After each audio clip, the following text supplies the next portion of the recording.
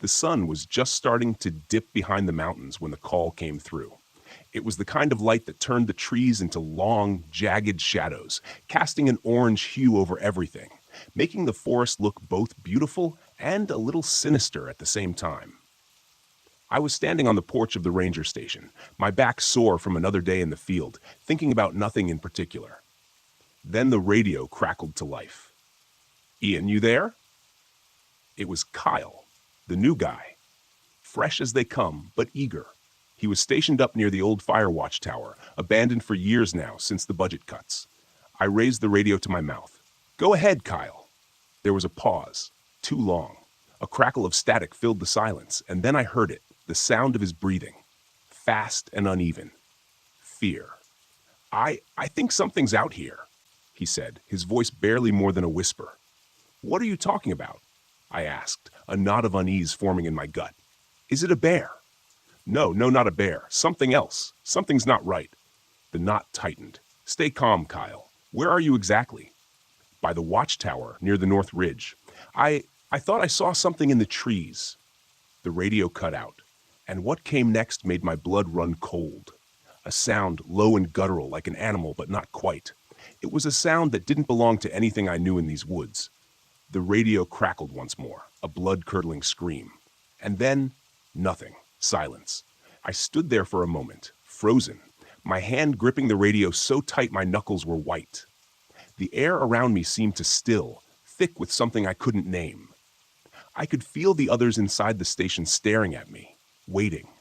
Jess was the first to speak, her voice cutting through the heavy quiet. "What the hell was that?" she asked, stepping outside. Jess was our tracker, a seasoned ranger who could find anything or anyone in these woods. But even she looked rattled. I lowered the radio slowly, my mind already racing. "Kyle's in trouble. He's by the old fire watchtower. We need to go, now." James, the biologist, came to the door next. He leaned against the frame, arms crossed, that permanent skeptical expression on his face. "You really think it's something dangerous? Could be just a mountain lion, maybe even a wolf. Nothing to panic about." But I'd heard panic in Kyle's voice. Whatever was out there, it wasn't a mountain lion. I could feel it in my bones. "I don't know what it is," I admitted, "but we're not leaving him out there alone." I looked to Trevor, the youngest of the group, fresh out of training. His face was pale, and he shifted nervously from foot to foot. He didn't want to go. Hell, I didn't want to go either. But leaving Kyle out there? Not an option. "We leave in 5, I said, already moving to grab my gear. My heart was pounding in my chest, but I kept my face calm. We had a job to do, and if I let fear get the better of me, we'd all be in trouble. As we headed out, the sky darkened into twilight, the forest around us sinking into that thick, oppressive silence. It wasn't normal. Even the birds had gone quiet. We moved quickly, the crunch of leaves under our boots the only sound. But something felt off. The usual life of the woods was absent. No rustling in the underbrush, no distant howls, just nothing. Jess walked ahead, her eyes scanning the ground, tracking Kyle's path. She didn't say much, but I could tell she was on edge, her movements a little too tense. James kept muttering under his breath, more to himself than anyone else. And Trevor stayed close, his head on a constant swivel, wide-eyed like a deer caught in headlights.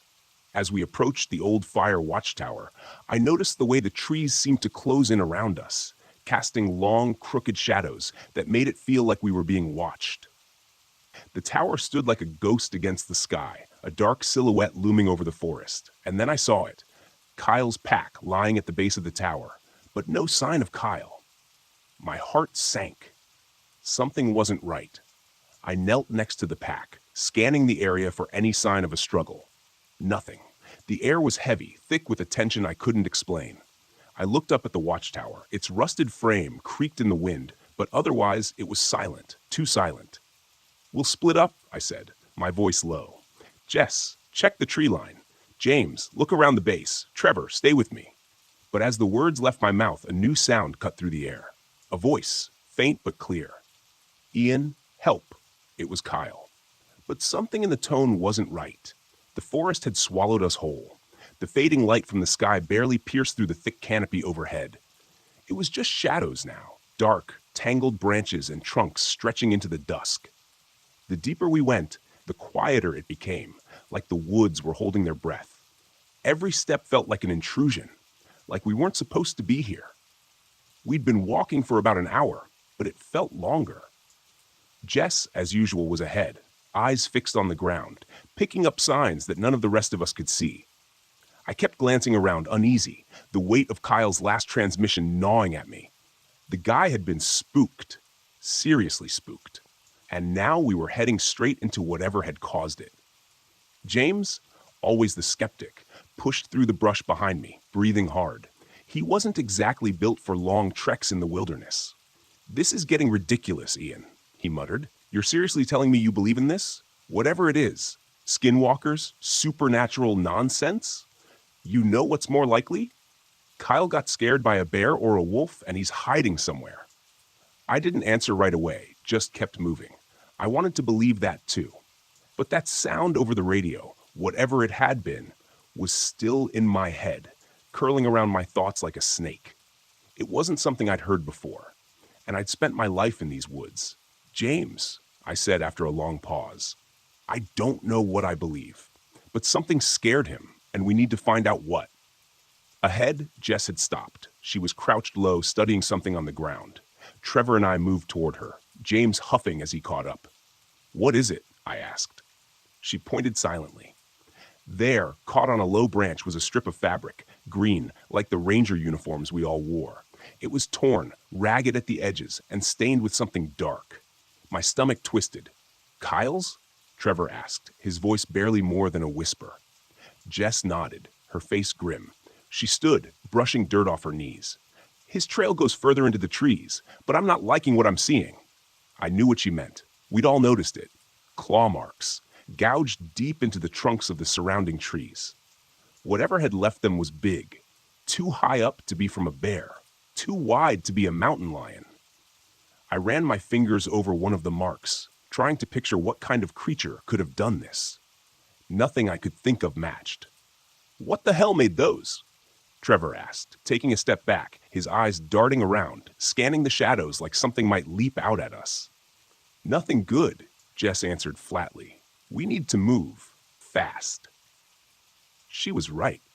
The woods were starting to feel alive, like something was watching us.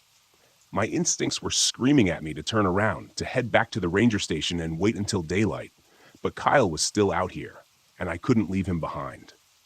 We pushed forward, following Jess as she tracked deeper into the forest. The air felt thick, almost suffocating, and the usual sounds of the woods, birds, insects, the rustle of animals in the brush, were completely absent. It was like the whole forest had gone still, waiting for something to happen. "Look," Jess said quietly, pointing ahead. I followed her gaze and saw it, a cabin, barely visible through the trees. The roof sagged, and the walls were worn, but it was still standing. "That's Noah's place," I said. The old man lived way out here, keeping mostly to himself. I hadn't seen him in years. He was a Native American shaman, or so the rumors went. People said he knew things about the forest, things most of us didn't want to know. As we approached, the door creaked open, and Noah stepped out, his weathered face unreadable. He didn't seem surprised to see us. "Ian," he greeted me, his voice rough as gravel. "You've come looking for your young friend." I nodded. "Kyle. He's gone missing near the old fire watchtower." Noah's dark eyes flicked to the others, then back to me. "You shouldn't be here?" he said simply. I waited, but he didn't elaborate. Frustration bubbled up inside me. "What do you mean? You know something, don't you?" He nodded slowly, his gaze drifting toward the tree line. "There's something old in these woods, something that doesn't belong to this world. It hunts under the moon, takes many shapes. Your young friend?" He paused, choosing his words carefully. "He's not lost. He's been taken." James scoffed, shaking his head. "You can't be serious." But I was serious. Noah's words sent a chill down my spine, like ice water flowing through my veins. "Taken by what?" "The watchtower was built on land that wasn't meant for men," Noah continued, his voice low and heavy with meaning. "It's a place of power, but also of danger, and now you're walking right into its grasp." Jess shifted beside me, her jaw tight. We need to find Kyle. Noah met her gaze. If you go further, you'll find more than your friend, and you may not like what you see. I glanced back at the forest. The trees seemed to press closer, the shadows deeper. Something was out there, waiting. The sun disappeared faster than I'd expected, swallowed up by the thick tangle of trees that closed in around us. The darkness didn't creep in. It fell, hard, like a curtain dropping after a show. 1 minute, there was a faint glow in the distance. The next, nothing. Just shadows and the faint rustling of wind through the treetops. But even the wind felt wrong. Too still. Too quiet. Jess was the first to suggest we set up camp, but we all knew it was more out of necessity than comfort. Our pace had slowed, tension growing with each step, and we hadn't seen a trace of Kyle for hours. Just his pack, some torn fabric, and those claw marks on the trees. Whatever was out here, it wasn't going to let us find him easily. We cleared a small patch of ground just off the path, far enough from the thickest of the trees, but close enough to feel trapped. I could see it in their faces. Jess, James, Trevor, they were all trying to act like everything was under control, like this was just another night out in the wilderness. But none of us believed it. Fire, Jess said quietly, gathering dry branches. It'll keep the animals away. But we all knew. It wasn't animals we were worried about anymore. James didn't say much, which was unusual for him. Normally, he'd be full of explanations, trying to make sense of everything with his wildlife biology degree, dismissing anything he couldn't explain with logic and facts. But not now. The look on his face told me he wasn't sure of anything anymore. Trevor was the worst off. He sat hunched over near the fire, hugging his knees like a scared kid, eyes darting to every rustle, every crack of a twig in the darkness. I could hear his breath quickening, feel the tension rising in him like a coiled spring ready to snap. "We're fine," I said, more to convince myself than anyone else. "We've been through worse, right?" But no one answered. The fire flickered weakly, throwing twisted shadows against the trees. The woods seemed to move around us, closing in just out of reach of the light. That oppressive silence, so thick you could feel it pressing down on your chest, lingered. And I couldn't shake the sense that we weren't alone. We sat there, staring into the flames, pretending it was enough to keep the darkness at bay. Then, without warning, a sound cut through the stillness. A voice. "Help, please," Kyle's voice. Trevor shot up from his spot, eyes wide. "Kyle!" he yelled, taking a step toward the trees. "Wait!" I grabbed his arm, yanking him back. He looked at me, confused and desperate, but I kept my grip firm. There was something off about that voice, something not quite right. It was too faint, too distant, like it wasn't coming from anywhere at all, just hanging in the air around us. And then, just as quickly as it had come, it was gone, swallowed up by the woods. "That wasn't him," Jess said softly, eyes scanning the dark tree line. "It sounded like him," Trevor argued, "but it wasn't." He shook his head. "You don't know that. He could be out there, hurt, scared. We can't just leave him." "We're not leaving him," I said. "But running off into the dark isn't going to help either. We stick together. If that was Kyle, we'll find him." I gestured toward the trees. But that didn't feel right. Trevor's resolve cracked. His mouth opened like he wanted to argue, but no words came out. Instead, he just nodded, eyes still darting nervously toward the trees. We all stayed close to the fire after that. The tension was so thick you could cut it with a knife. I kept listening for that voice, but it didn't come again. Instead, there were other sounds. Quiet, almost imperceptible at first. A snapping branch, the shuffle of something moving through the underbrush. Jess stiffened beside me, her hand instinctively going to the hunting knife on her belt. Then came the growl. Low, guttural, like something big, something dangerous. Just beyond the circle of firelight. The hair on the back of my neck stood on end, and I felt a cold sweat break out across my skin. James, who had been staring into the flames, looked up, his face pale. "What the hell was that?" he whispered, eyes wide. We all stood, weapons ready, scanning the darkness. The growl came again. Closer this time. I could feel it reverberate in my chest, a deep, rumbling sound that shook the ground beneath us. My heart pounded, adrenaline flooding my veins. Every instinct screaming at me to run, but there was nowhere to go. Then the growl stopped, replaced by a sickening silence. We waited, tense, expecting something to leap out of the shadows. But instead, it was Trevor who broke the stillness. His voice cracked, barely audible. I turned toward him, just in time to see his wide, terrified eyes, before he disappeared into the darkness. Gone. Just like that. His radio hit the ground with a soft thud, the only thing left of him. Then it crackled to life, and through the static came Trevor's voice. "Help! I'm here." But it wasn't him. The fire watchtower loomed over us like a forgotten monument, barely visible in the gloom. Its rusted frame creaked in the wind, a skeleton of what it once was. We stumbled toward it, driven by pure instinct and fear, Trevor's disappearance still fresh in our minds. The ground felt like it was shifting under my feet, every step heavier than the last, as though the forest itself didn't want us to reach the tower. Jess was limping beside me, her breath ragged and shallow. She had twisted her ankle when we'd run from the campsite after Trevor vanished, but she refused to slow down. I could see the pain etched on her face, but we both knew stopping wasn't an option, not with whatever was out there stalking us. James trailed behind, pale and silent, his disbelief finally shattered by what we'd witnessed. The thing in the forest wasn't an animal. It wasn't something any of us had ever dealt with. I glanced back at him, his eyes wide and wild, like a man on the edge of losing it completely. "You hanging in there, James?"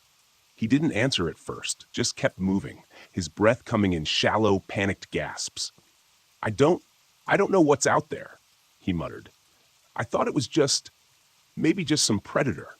But it's not." His voice cracked. "It's real," I said grimly, "and it's coming." We reached the base of the tower, and my hand instinctively went to the ladder. I craned my neck, looking up. The old wooden platform was barely visible in the dim light, just a dark outline against the sky. I didn't like the idea of going up there. It felt like a trap. But staying on the ground wasn't an option either. "Up," I said, pushing Jess ahead of me. "Let's move." One by one, we climbed, the old rungs creaking under our weight. My pulse pounded in my ears, my senses screaming at me to keep moving, keep climbing. Behind us, the forest was too quiet. No more growling, no more rustling, just that suffocating silence, like the whole world was holding its breath. We reached the top and clambered onto the platform. It swayed under our weight, groaning in protest, but it held. The view from up here was terrifying. Nothing but blackness in every direction, the forest stretching out like an endless ocean of trees. And yet, I felt exposed. The tower wasn't a sanctuary. It was a perch. And whatever was out there could see us. James crouched by the edge, gripping the railing with white knuckles. "We shouldn't have come here. We shouldn't have." His voice was barely more than a whisper, panic seeping into every word. "Get a grip, James," I snapped. "We didn't have a choice." Then I saw it. The blood. It was smeared across the floorboards, a dark, dried stain that trailed toward the corner. My stomach lurched as I recognized the mark. Kyle had been here. This was where it had taken him. "Ian," Jess said, her voice low, "we need to keep moving." But before I could respond, there it was again, a voice, faint and distant, floating up from below. "Ian, Jess, help me." "Kyle, not anymore." "Don't listen to it," I said, louder than I meant to. "It's not him." But the voice kept coming, closer now, clearer. "Please, Ian, help me." I backed away from the edge, caught, my hand tightening on the grip of the rifle slung across my shoulder. Then, an explosion of sound from below, branches snapping, something large crashing through the underbrush. It was circling the tower. Then silence. James stood suddenly, his face pale as a ghost. I can hear him," he said. I turned and saw them. Two glowing yellow eyes just beyond the tree line.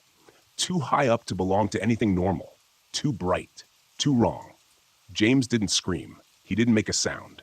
As something pulled him into the darkness, the sound of snapping branches and tearing flesh filled the night. Jess clutched my arm, her breath ragged. "What do we do?" I swallowed hard, my heart pounding. "We wait." But even as I said it, I knew. There was no waiting. The thing had found us, and now it was just a matter of time. Below us, the voice came again. Soft, pleading. "Ian, please." I closed my eyes, gripping my rifle tighter. It was going to come for us next. The forest was alive with the sound of something hunting us. The skinwalker circled below, unseen but unmistakably there, its movements too fast, too erratic. We could hear it growl, reverberating through the trees, a low guttural sound that sent ice-cold terror through my veins. Every crack of a branch, every rustle of leaves had me gripping the rifle tighter, but I knew a gun wasn't going to stop whatever was down there. Jess crouched beside me, her breath coming in shallow gasps, her face pale, streaked with sweat and dirt. Neither of us spoke, both listening to the sound of the creature prowling below, waiting for it to make its move. The fire watchtower swayed slightly under the pressure of the wind, or maybe under the pressure of something worse, something that didn't care whether or not we had high ground. "I don't think it's going to stop," Jess whispered, her voice raw, barely a thread of sound. I swallowed hard. "No, it won't. It's playing with us." The creature was relentless. Every few minutes it would let out a sound, sometimes like Kyle's voice, sometimes like a deep, ragged breath, always pulling at our nerves, making it impossible to think straight. The rifle felt useless in my hands. This wasn't a bear. This wasn't a wolf.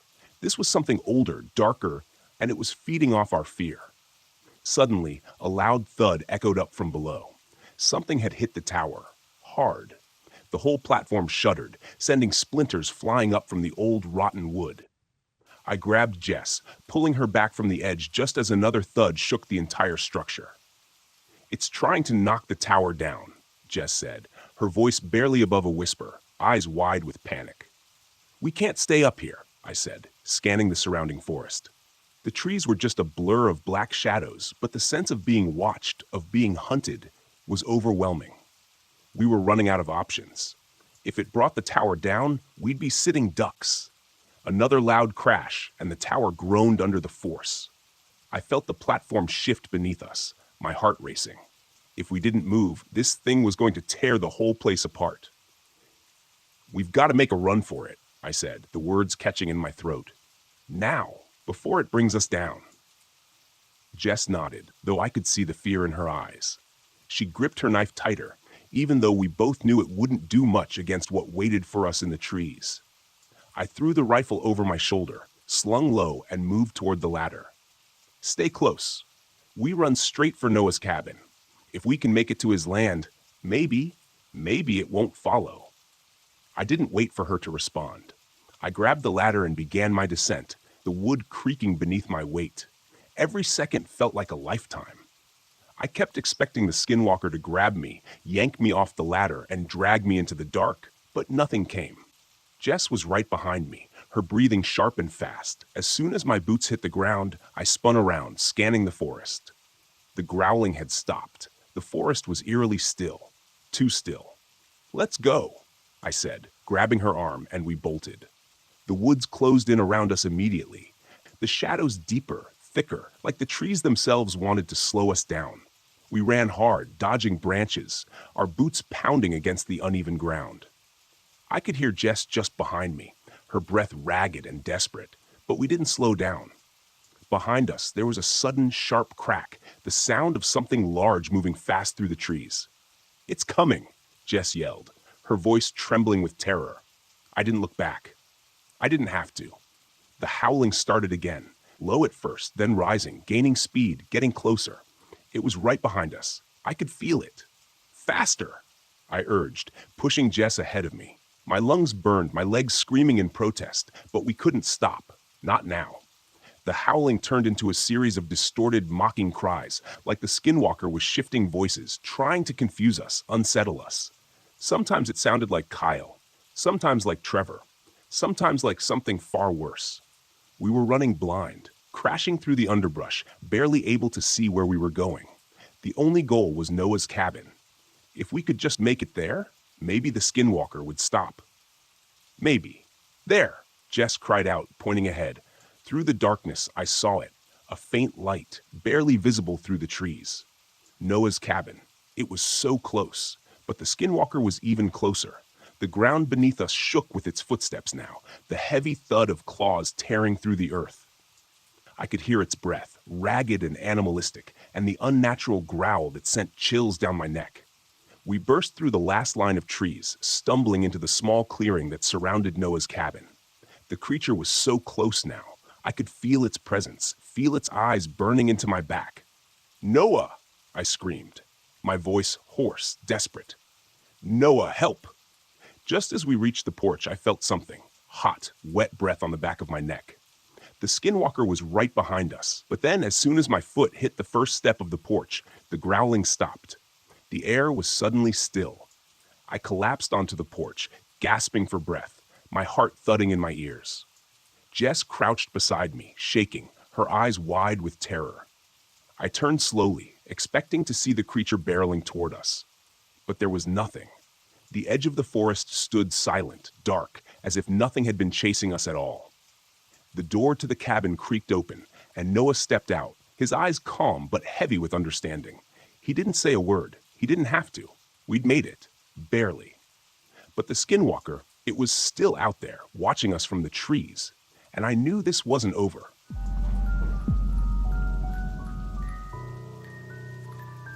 Way back in 2015, I first saw that photo, the one that changed my life. There she was, a young woman sitting on a bed with the most breathtaking view of pine-dotted mountains behind her. I remember thinking, if that's her home, what do I have to do to live in that kind of coniferous paradise? I did some research and found out that the woman wasn't living there permanently. She was a fire lookout. She stayed up there for months at a time and got paid for it. From that moment, I was obsessed. Living the life of a fire lookout for a summer seemed like the adventure of a lifetime. I thought it would be easy to get into, but I was wrong on both counts. When I first applied in 2015, I was way underqualified and got rejected within days. That stung, but it also ignited a fire in me. I did volunteer work, built up my resume with stints at community gardens, and even spent some time at the National Arboretum. By the time 2016 rolled around, I thought I had a fighting chance. But after weeks of hoping and praying, I got another rejection. This one hurt twice as much. I'd put in the work, but it still wasn't enough. It took 2 more years of grinding, applying, and getting rejected. By the time I applied for the 2017 season, just before the 2016 holidays, I was so jaded that I made alternative plans for the summer. That way, the rejection would be like water off a duck's back. And then, the only time I actually planned not to be accepted was the year I finally was. I remember opening the email with shaking hands. When I read the words, "Congratulations, you've been assigned to Gold Mountain Lookout," I felt a mix of disbelief and elation. I'd waited 4 years for this, and it was finally happening.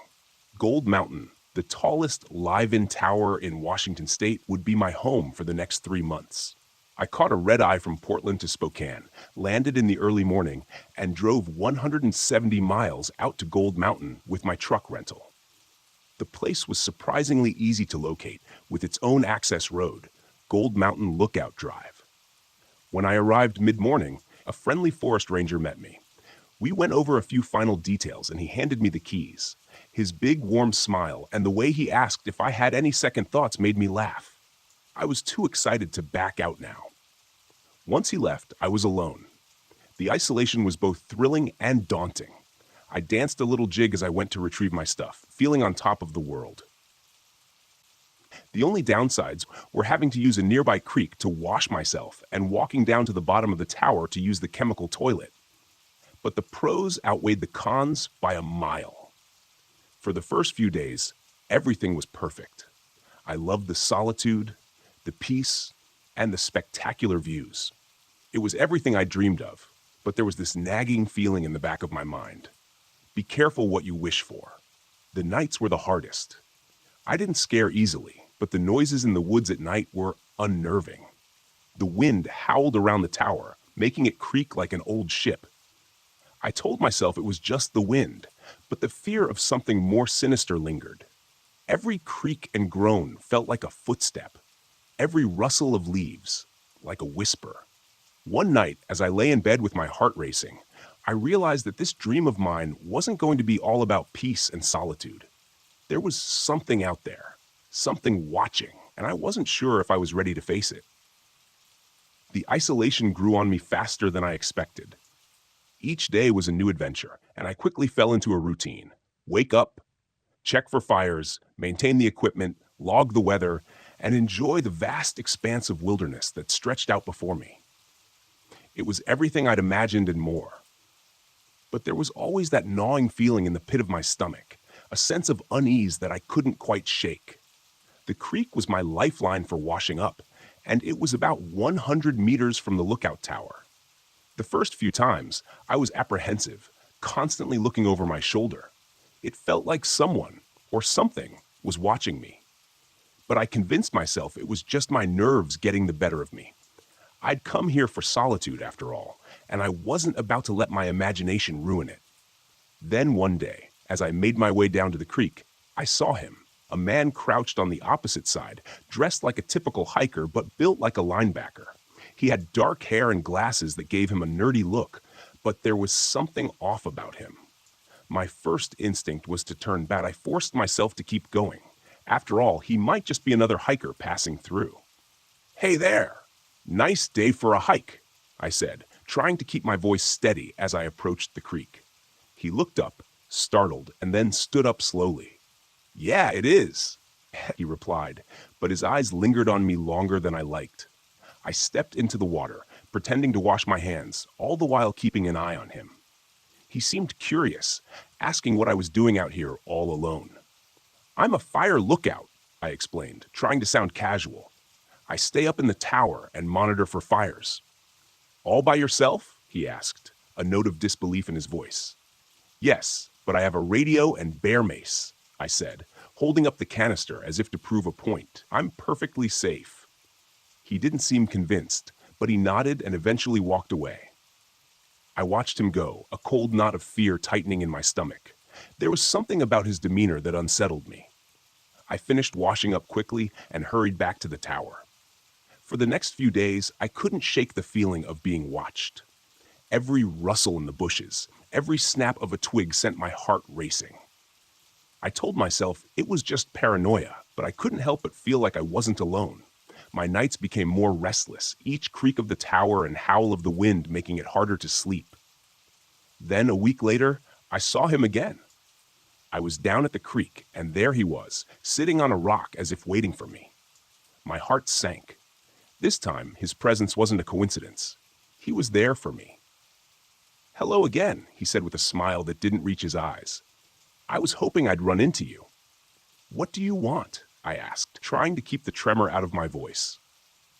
"I just think it's dangerous for someone to be out here all alone," he replied, standing up and taking a step toward me. "You should have someone to watch your back." "I don't need anyone to watch my back," I said, stepping away from him. "I'm fine on my own." His smile faded, replaced by a look of frustration. "You're not safe out here, Jessica. Anything could happen." The way he said my name sent chills down my spine. I backed away, gripping my bear mace tightly. "Stay away from me," I warned. He didn't listen. Instead, he took another step toward me, his eyes dark with determination. "I'm just trying to help." I didn't wait to see what he would do next. I turned and ran back to the tower, my heart pounding in my chest. As I climbed the steps, I glanced back and saw him watching me, his expression unreadable. Back in the safety of the tower, I locked the door and sank to the floor, my hands shaking. The dream of solitude and peace had turned into a nightmare. I wasn't alone out here, and I wasn't safe. A week passed after that second encounter, but I never felt at ease. My once peaceful sanctuary now felt like a prison. Every shadow and rustle outside was a potential threat. I tried to focus on my duties, keeping a watchful eye on the horizon for signs of fire, but my mind kept drifting back to Tony. His words haunted me. "You're not safe out here, Jessica." It was late one night when it happened. The crickets had been singing their usual chorus, and I was beginning to drift off when I heard it. A sound that didn't belong. A footstep on the steel stairs below. My eyes flew open, and my heart pounded in my chest. I lay there listening, hoping it was just my imagination. Then I heard it again, the distinct clink of a boot on metal. Someone was climbing the stairs. I scrambled out of my sleeping bag, pulling on my boots and grabbing the bear mace and taser. My breath came in shallow gasps as I tried to steady myself. "I know someone's out there," I called out, my voice trembling but loud. "I've got a gun, and I'm about to call the Rangers." There was a moment of silence. Then I heard his voice. "You're not safe out here, Jessica." That same flat, scolding tone. It was Tony. Fear surged through me, but I forced myself to stay calm. "If you try to come in here, I'll push you off the tower," I shouted. "Get out of here now!" His footsteps continued, slowly, methodically. He was getting closer. Through the gaps in the floor, I could see his shadow moving up the stairs. My hands shook, but I held the bear mace ready, my thumb on the trigger. Then, Tony's face appeared at the window, illuminated by the faint moonlight. His twisted expression of anger and determination sent a fresh wave of terror through me. He didn't say anything this time. He just stared at me, his eyes dark and cold. Then he reached for the door handle. "Don't you dare!" I screamed, and without hesitation I sprayed the bear mace directly at his face. He recoiled, howling in pain, but he didn't back down. Instead, he lunged forward, trying to push his way into the cabin. I dodged his grasp, my heart racing. He was strong, and I knew I couldn't let him get his hands on me. I grabbed the taser and jabbed it into his side. He screamed, a horrible guttural sound, and fell back against the wall. "Get out!" I shouted, my voice breaking. "Leave me alone." Tony staggered, trying to regain his balance. I hit him with the taser again, and he collapsed to the floor, writhing in agony. For a moment, I thought he might pass out, but he managed to drag himself toward the stairs. I followed him, my heart still pounding. I gave him one last blast of bear mace as he descended, making sure he wouldn't turn back. He stumbled down the steps, cursing and groaning, until he disappeared into the darkness below. I ran back into the cabin, slamming the door shut and locking it. My hands were shaking so badly, I could barely hold the radio. I called the Rangers, my voice trembling as I reported the attack. By the time they arrived, Tony was long gone. They searched the area but found no sign of him. The Rangers were sympathetic, but their reassurances did little to calm my nerves. The police were called, and they questioned me extensively. But without solid evidence, there wasn't much they could do. Tony had vanished into the night, leaving me with nothing but fear and the gnawing dread that he might come back. The once serene and beautiful lookout tower now felt like a fortress under siege, and I was its lone defender, always waiting, always watching, never truly at peace. The days that followed felt like an eternity.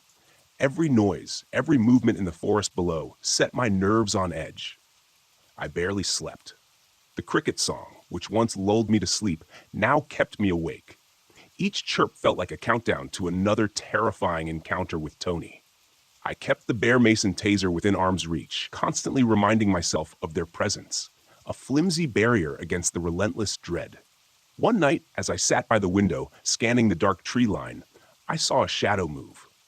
My heart leapt into my throat. I grabbed the flashlight and shone it into the darkness, but there was nothing, just the wind rustling through the trees. I tried to calm myself, but my mind was a whirlwind of fear and anxiety. The Rangers were kind, but there was only so much they could do. They patrolled the area more frequently and reassured me that Tony had likely moved on. But their words were hollow. I knew better. Tony wasn't just a passerby. He was a predator, and I was his prey. I kept my radio close, checking in with the Rangers more often than necessary.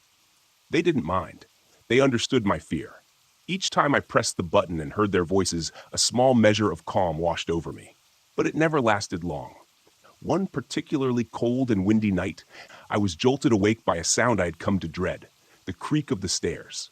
I sat up, my heart pounding in my chest, and listened. The wind howled around the tower, making it difficult to discern specific noises. I strained my ears, hoping, praying that it was just my imagination. Then I heard it again, a distinct, deliberate footstep on the metal stairs. I grabbed the bear mason taser, my hands trembling. This time, I didn't call out. I waited. My breath was shallow. My pulse raced. The footsteps grew louder, closer. I could see a shadow moving up the stairs. As the shadow reached the top, I shone my flashlight directly at it, illuminating Tony's twisted, furious face. His eyes were bloodshot, his expression one of pure rage. "You're not safe out here, Jessica," he hissed, echoing his previous threat. Before he could take another step, I sprayed the bear mace directly into his face. He screamed, a guttural, animalistic sound, and stumbled back. I didn't wait for him to recover. I jabbed the taser into his side, sending volts of electricity through his body. He convulsed, collapsing onto the stairs. "Get out!" I screamed, my voice raw with fear and anger. "Get out and never come back!" Tony managed to crawl down the stairs, his screams of pain echoing through the night. I watched him go, my heart pounding, my hands shaking. When he was finally out of sight, I ran back into the cabin and locked the door. The dream I had once cherished was now a ghost, a reminder of the darkness that can lurk even in the most beautiful places.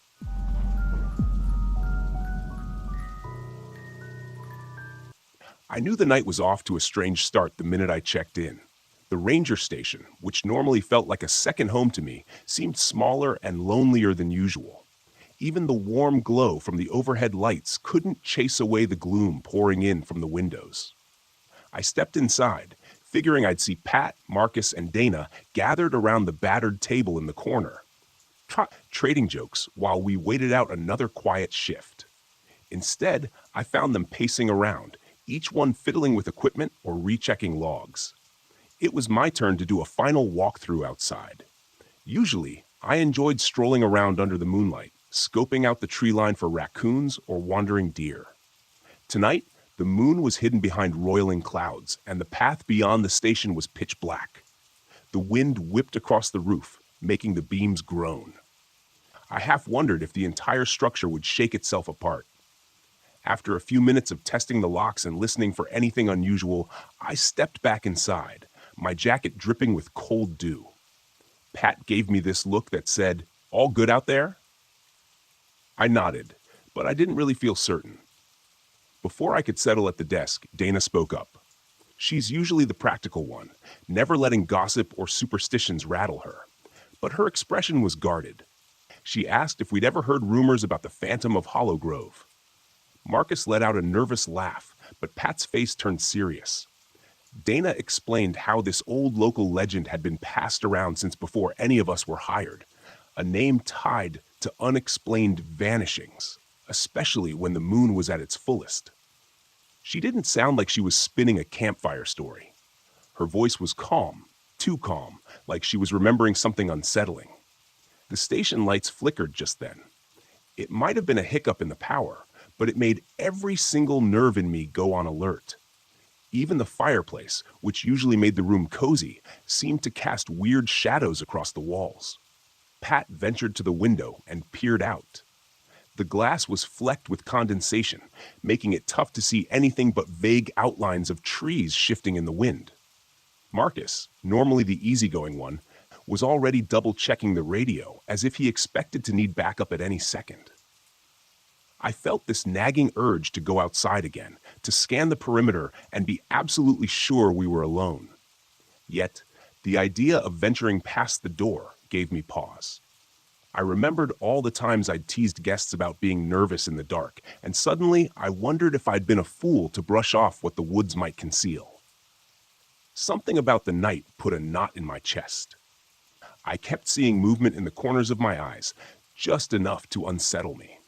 Every time I turned, there was nothing but old walls and dusty corners.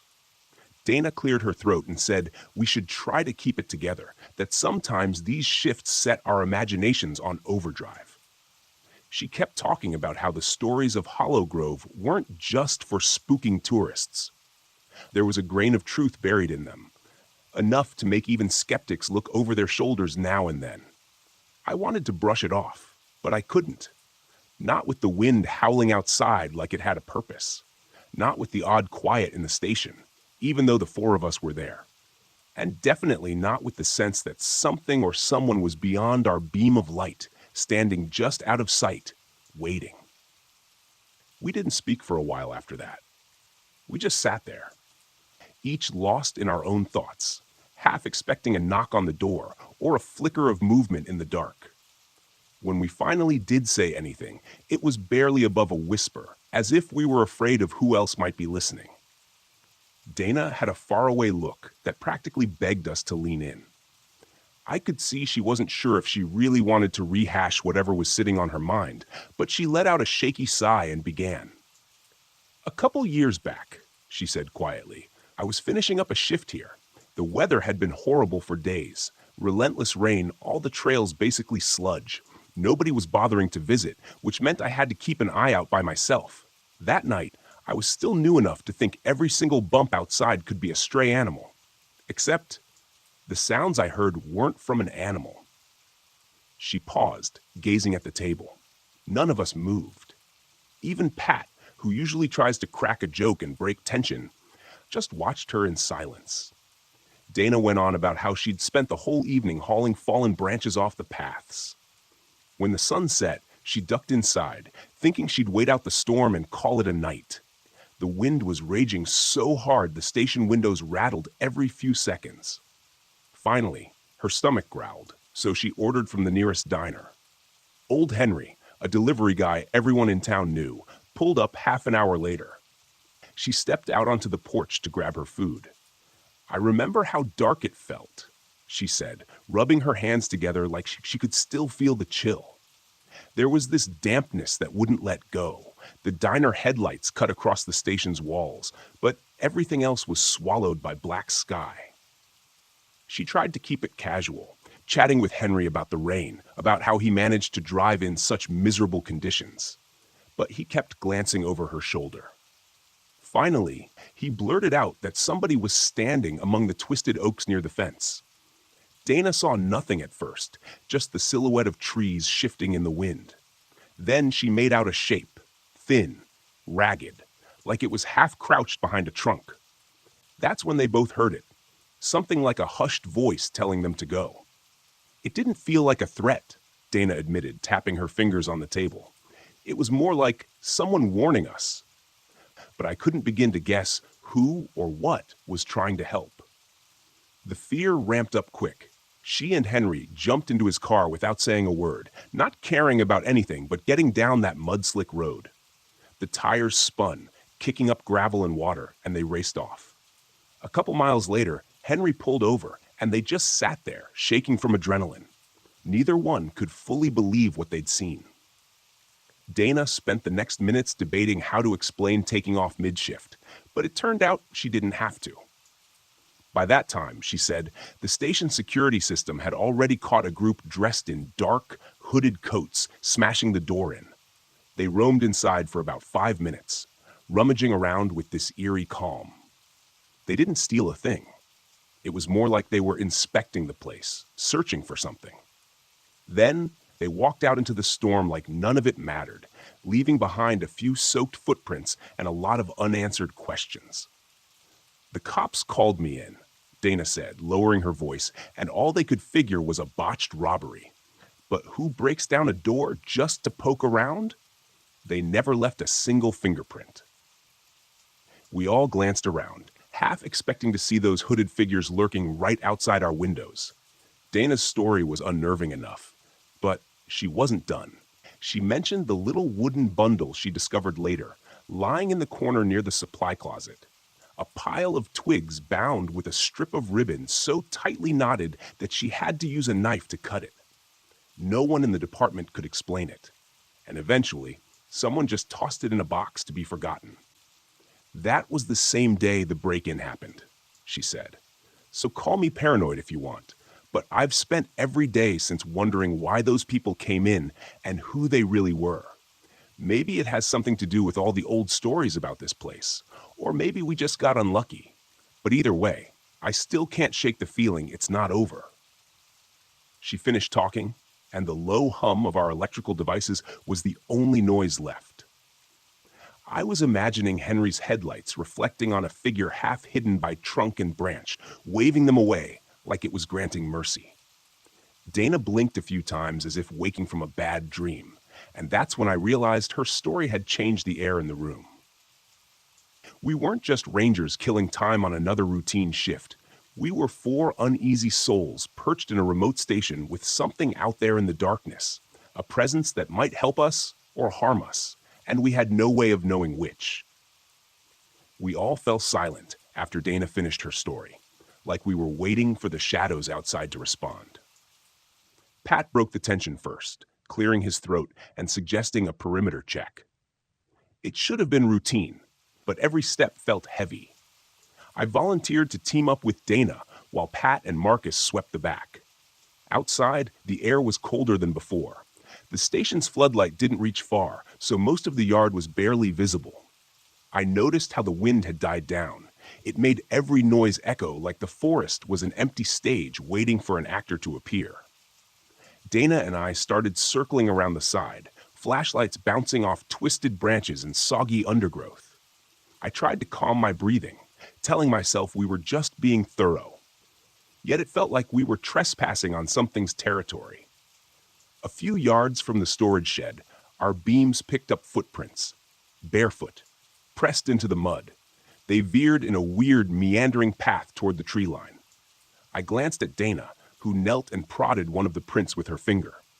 They were fresh enough to still glisten with moisture. Goosebumps prickled along my arms. Nobody sane would walk around barefoot at this hour. Suddenly, a branch snapped in the distance, louder than it should have been. My flashlight swung toward the tree line, finding nothing but dark shapes. Then I spotted a tiny wooden figure perched on a fallen log, a crude stick person tied with a thread the color of dried blood. For a moment, I could have sworn it tilted its head at me. I knew that was impossible, but it felt real. Dana approached slowly, her steps careful. She reached out and lifted the figure up close. It was damp and smelled faintly of rotting leaves, some kind of totem or warning. We heard murmurs then, hushed voices carrying through the quiet of the night. I flicked off my flashlight, signaling Dana to do the same. Through the gloom, we made out movement. Silhouettes shifting among the trees, maybe 4 or 5. They moved in a rhythmic way, as if following a practiced formation. No flashlights, no phones, just bodies and shadows. We crouched, our hearts pounding, thoughts racing about what we'd do if they headed our way. Pat and Marcus stumbled upon us, nearly causing me to jump. Marcus mouthed, "We saw them too," pointing toward another patch of darkness.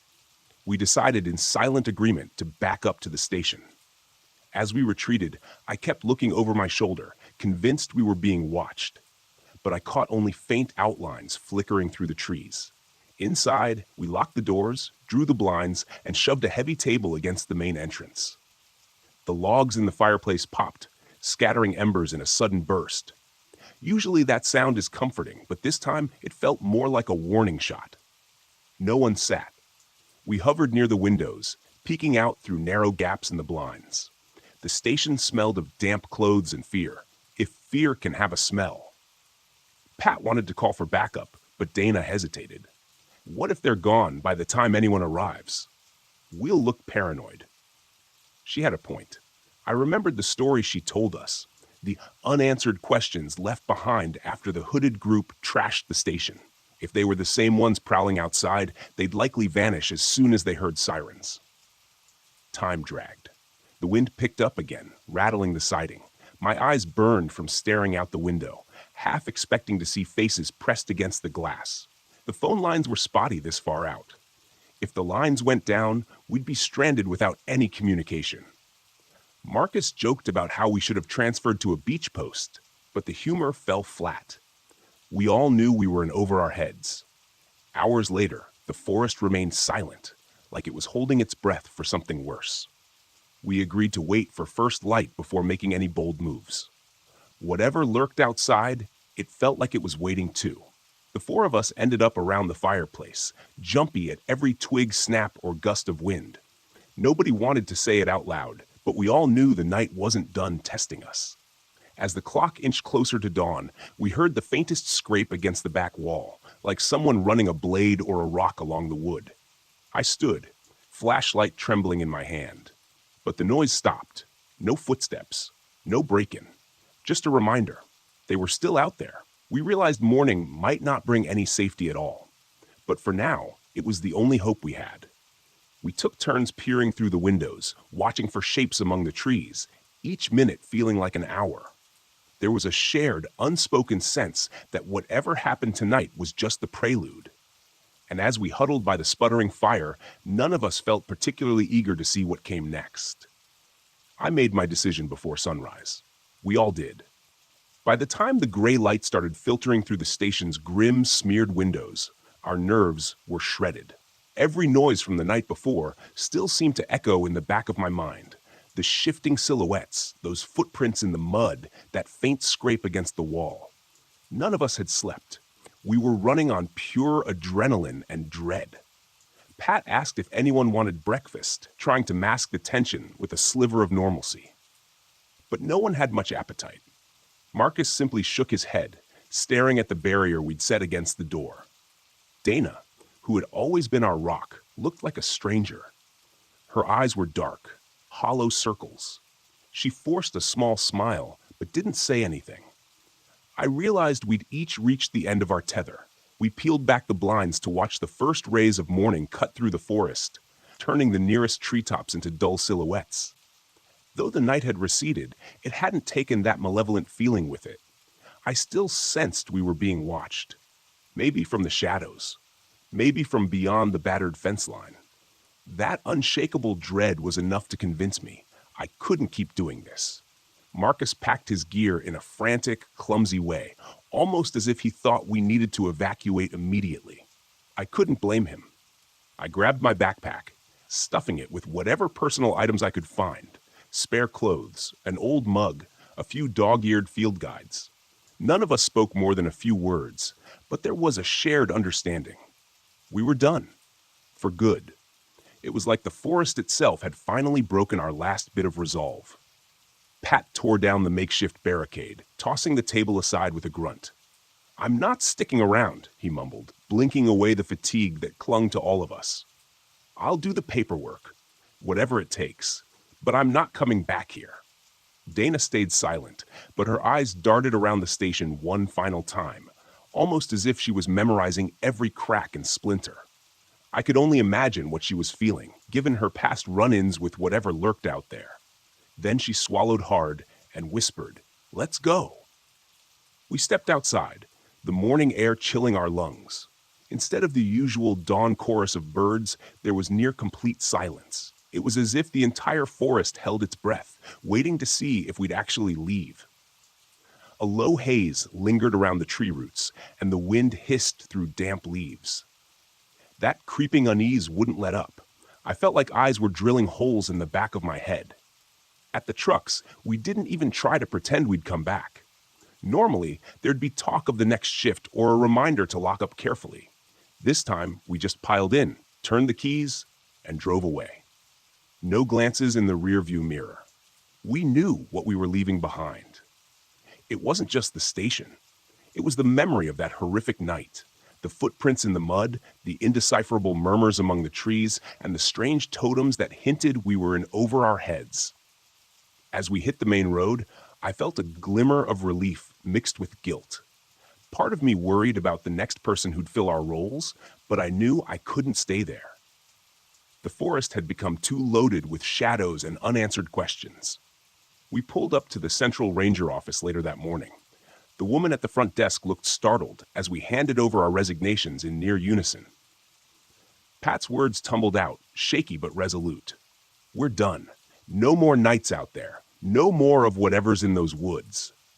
Nobody asked a single follow-up question. Maybe they'd heard rumors. Maybe they saw our pale faces and realized we'd seen enough. All I know is we gathered our belongings from our lockers without a glance back. I heard Dana quietly mutter that if anyone tried to make her go back, she'd drive 3 states away before she set foot in another forest. Marcus just nodded and patted her shoulder. We left that day, each in our own car, driving away from the ranger service and the job we'd once loved. Even though I was relieved, there was a tiny voice in my head warning me. Those woods wouldn't forget us. Sometimes, when I'm alone and thinking too much, I picture the bare footprints and those hooded shapes slipping back beneath the branches. There's a sense of finality to it, but also a lingering question mark. Did we escape or just postpone the inevitable? Either way, I've got no intention of going back to find out. And if anyone were to ask, I'd tell them the same thing. Some places aren't meant to be understood or conquered. Some forests can keep their secrets. And I'll keep my distance forever.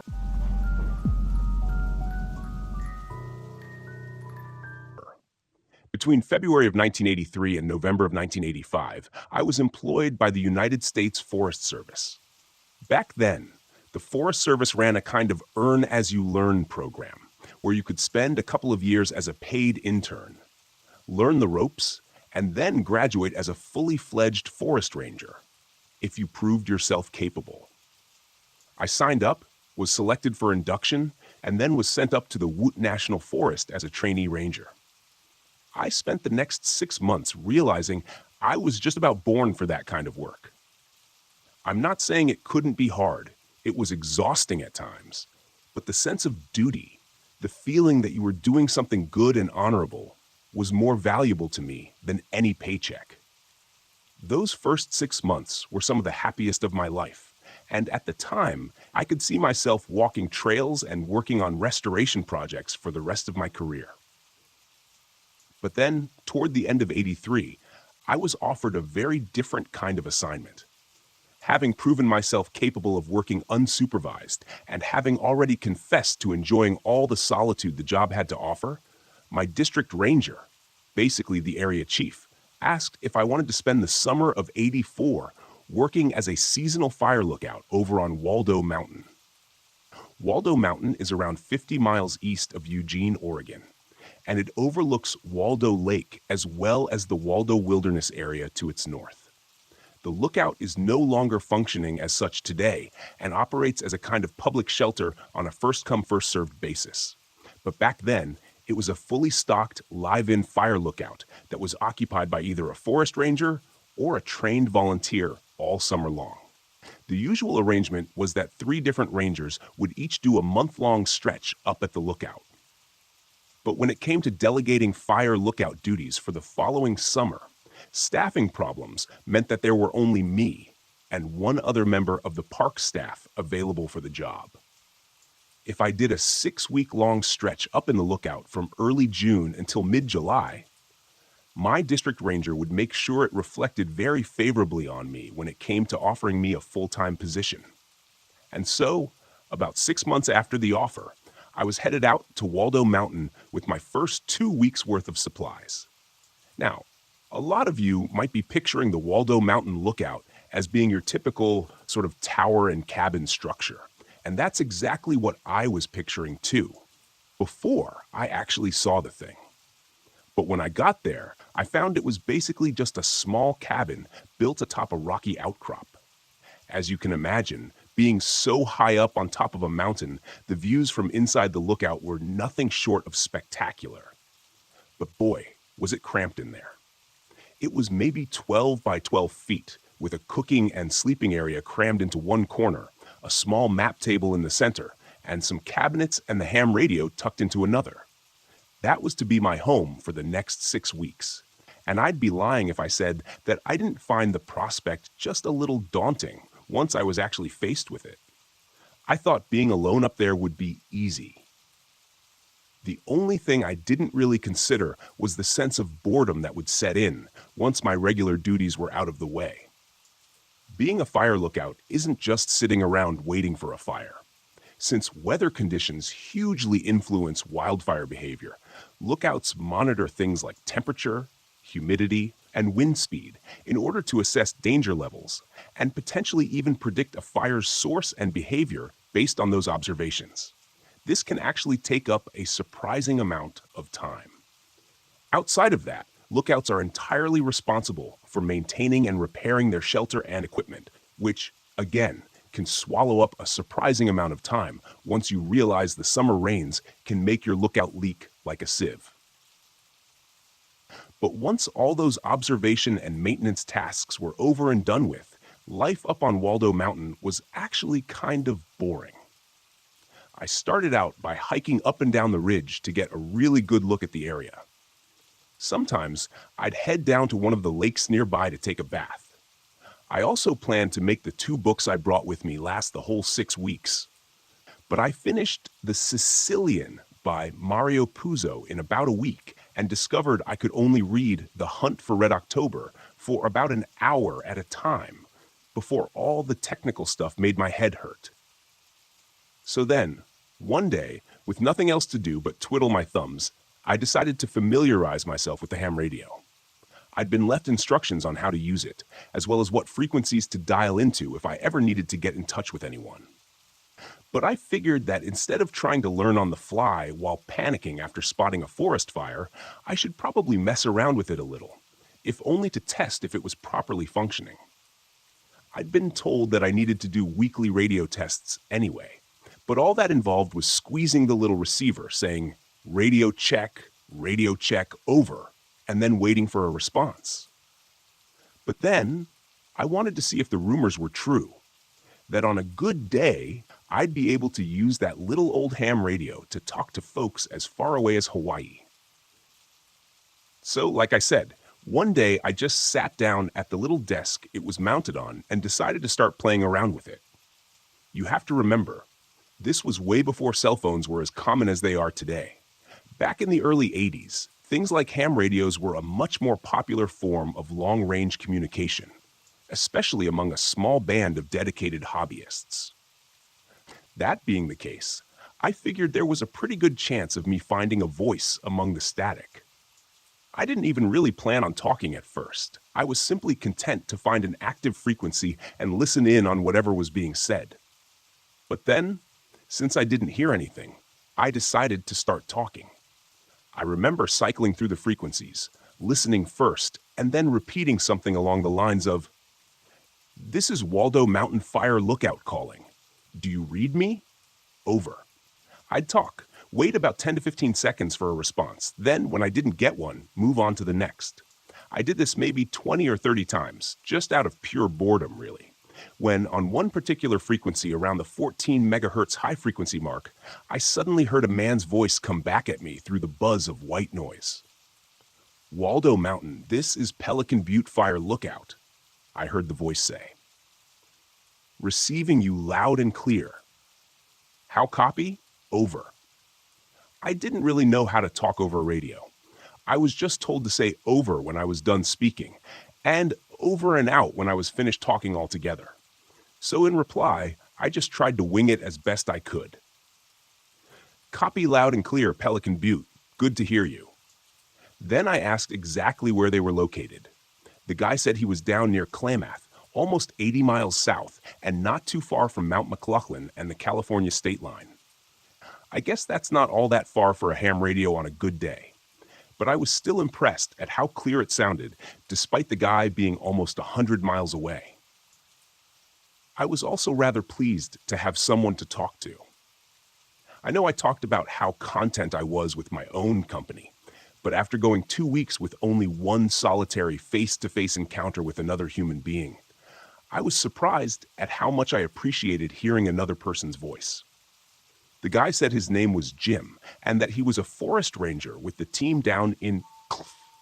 It was his 5th season in a row acting as a live-in fire lookout. He sounded very experienced and gave me lots of advice, the most appreciated being his tips on how to keep cabin fever at bay. For those unfamiliar with the term, cabin fever is when people start to feel restless or irritable because they've been indoors or in the same place for too long.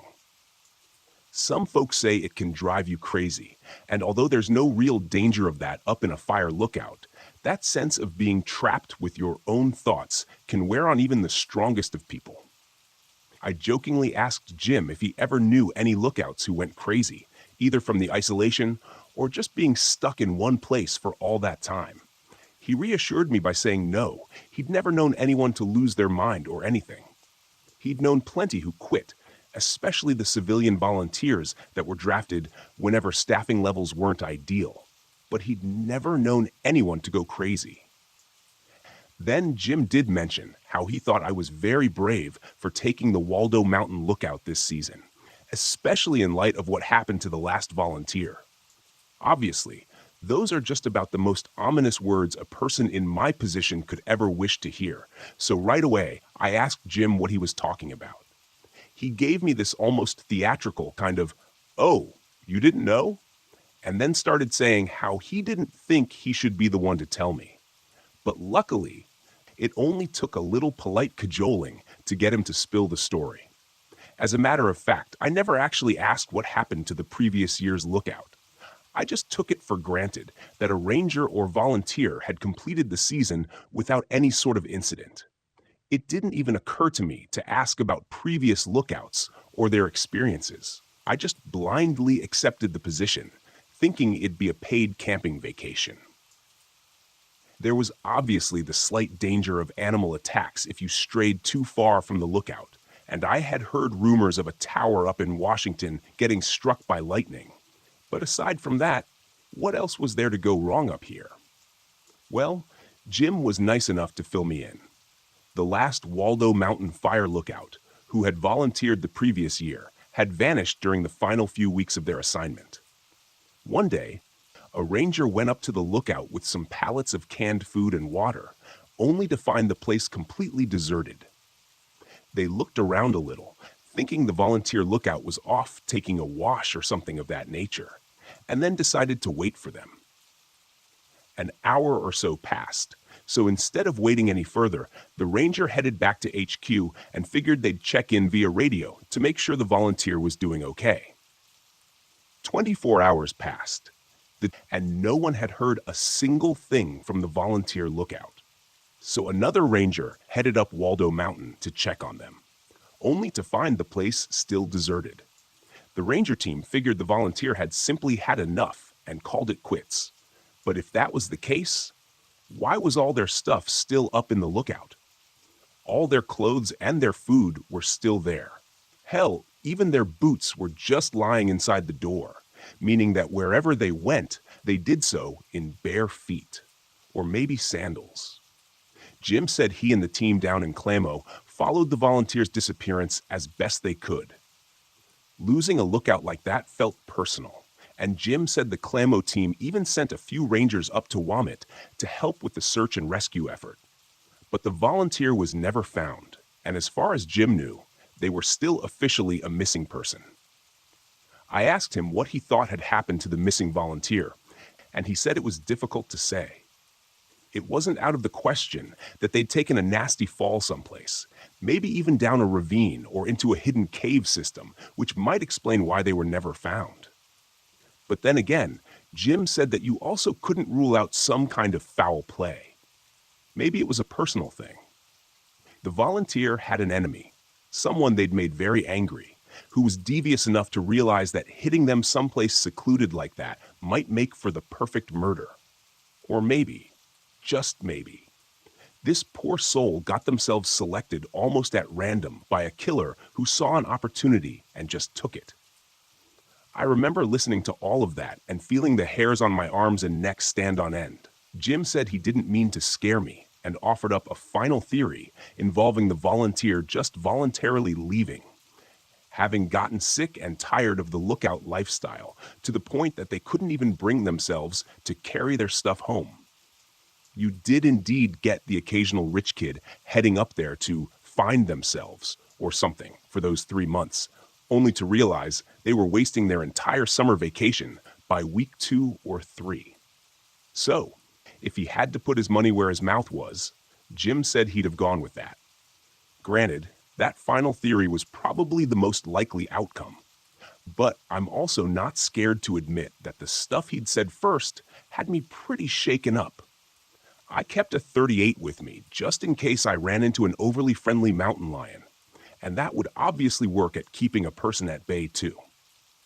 But the idea of someone creeping up on the lookout in the middle of the night while I was fast asleep, that was most definitely enough to give me the heebie-jeebies. I thanked Jim for passing on the info. Then, at the next available opportunity, I asked one of the WT Rangers about the missing volunteer from the previous year. They said they had no idea what I was talking about, that the ranger who had served as lookout the previous summer was one of the same ones who couldn't do it this year. I'd actually worked with this ranger on several different occasions, so I knew from personal experience that they hadn't gone missing, or that if they had, they sure had turned up again. I mentioned this to Jim the next time I got in touch with him, and he basically gave it the old, "Oh, that's what they told you, is it?" And I suppose they had folks just jumping at the chance to serve as lookouts this year, huh? Hearing him say that prompted a moment of terrified realization, so much so that I literally felt the color draining from my face as I listened. It was possible that Jim knew the WT Ranger had trouble finding lookouts for that season, so much so that I'd been asked to complete an extended stay. But even if he didn't know and it was just pure guesswork on his part, he was right. Once again, I got in touch with WUTHQ using my ham radio and asked them if the whole missing volunteer thing was true. My district ranger denied the whole thing and told me that I must have been getting some bad info from someplace. He said that he'd never heard of any Jim down there and that he'd be in touch with Clamo's district ranger all the same. He claimed that it wasn't very professional for one of the rangers to be spreading rumors like that and that I was to disregard anything I'd been told. Now, I know I should have just listened to my superiors at WUT, but you also need to appreciate the unusual position I was in back then. There just wasn't any Google or smartphones to fact-check things at the drop of a hat. All I had with me was my radio, and I couldn't simply abandon my post to go off investigating all the stuff I'd been told. The only thing I really had to go on was this. Unlike other years when the Rangers were inundated with hundreds of volunteer lookout applications, it had been almost impossible to properly staff the lookout for the '85 season. That's the thing that played on my mind until, in the end, I had no idea who to believe. As crazy as this might sound, I chose not to confront Jim regarding what he told me about the missing volunteer. In my head, I rationalized it by telling myself how Jim might have been mistaken somehow. Maybe he was confusing Waldo Mountain with another Oregon lookout, or maybe even one up in Washington. He might have also gotten mixed up regarding what year this person went missing. Either way, I didn't want to alienate the only other person I could talk to for prolonged periods, someone who knew what it was like living at a fire lookout.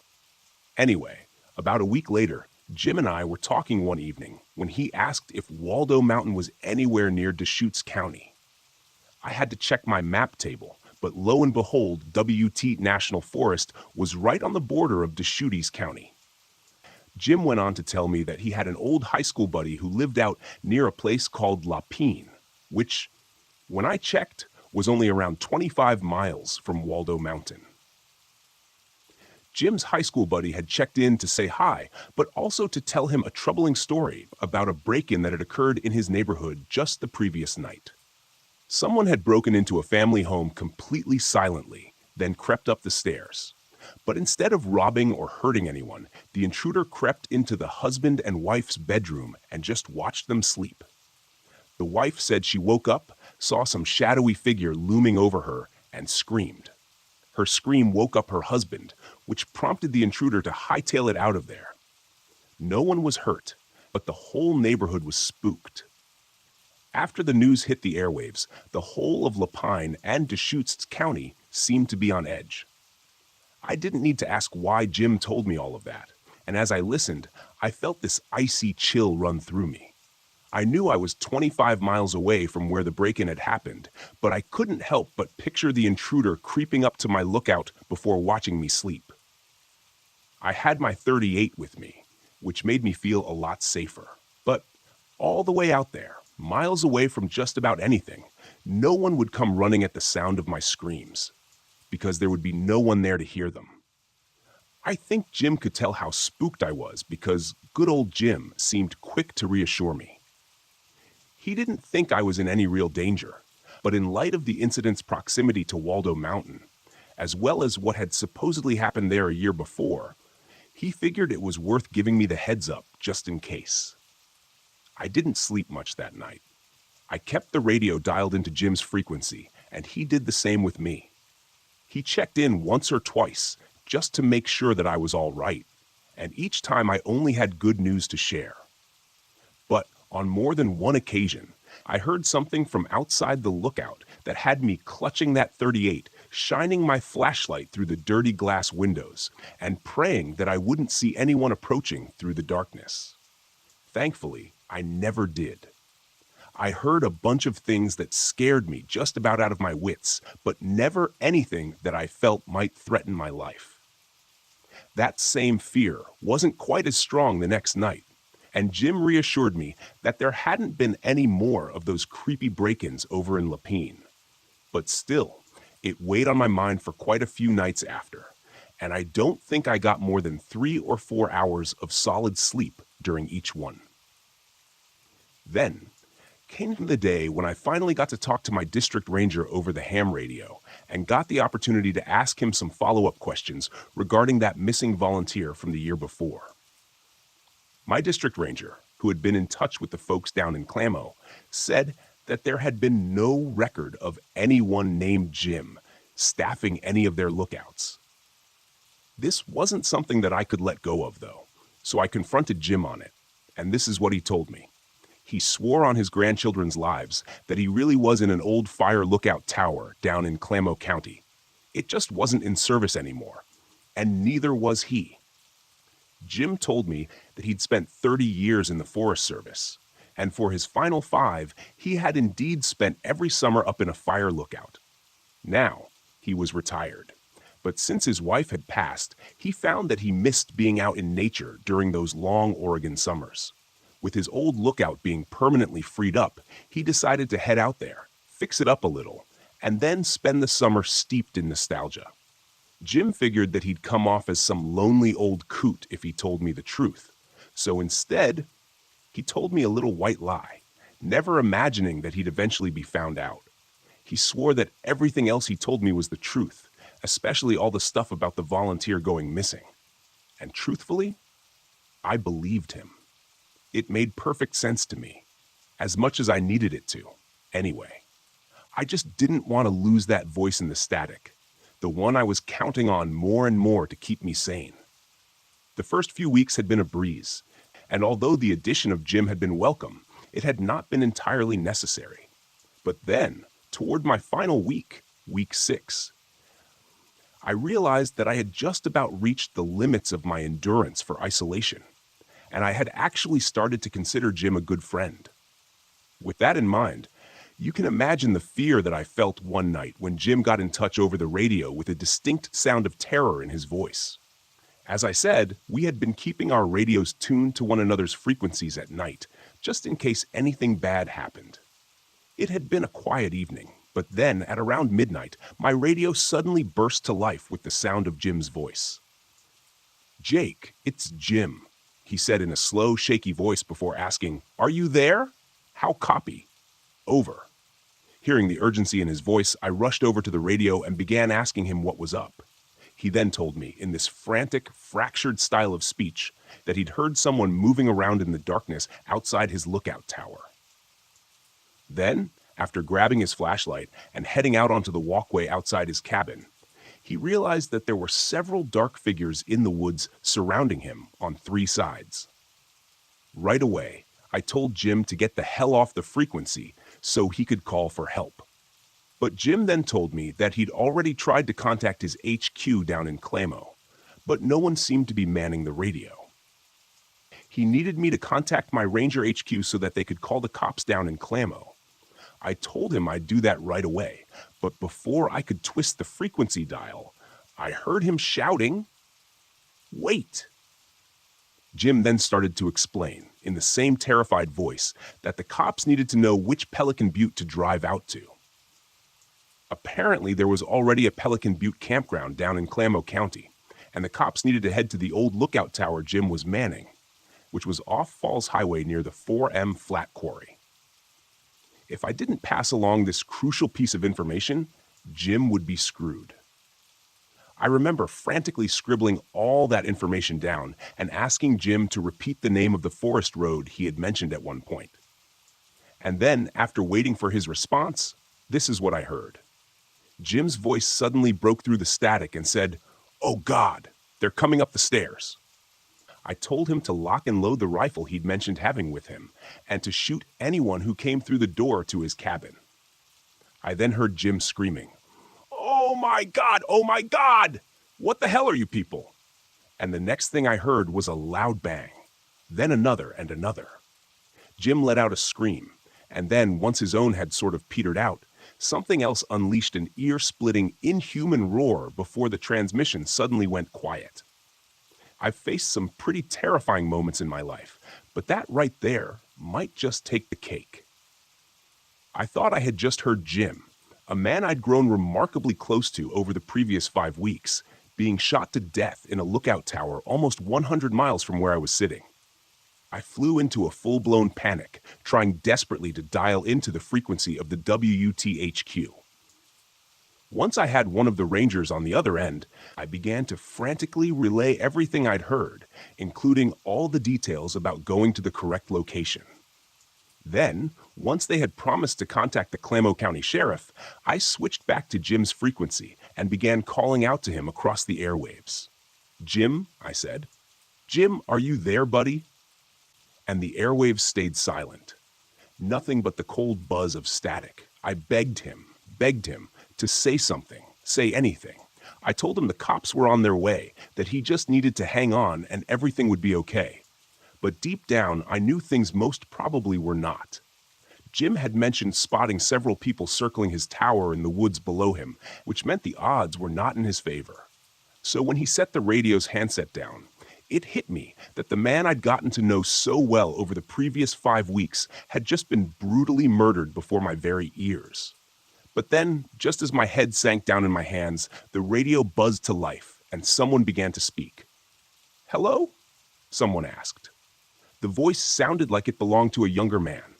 "Is anyone there?" I rushed over to the radio, announced my presence, and then asked where Jim was and if he was okay. In reply, and in a way that I could almost hear him grinning, he told me, "Sorry to be the one to tell you this, but, Jim is dead." I heard laughter before the transmission cut out. In response, I started yelling about how they wouldn't get away with what they had just done. I told them the authorities were already on their way, that they were all going to rot in jail. But when I figured whoever was on the other end probably wasn't listening anymore, I ceased my rant and let go of the push-to-talk button, only to hear laughter coming from the other end. It was maniacal, gloating, satisfied. Just as I was leaning forward to change the frequency and rid myself of the taunting howls of a murderous stranger, they spoke once more. "You're so stupid," I heard them laughing. "I can't believe you sent the cops out there." The voice had changed almost completely, but in my confusion, I didn't quite realize what was going on yet.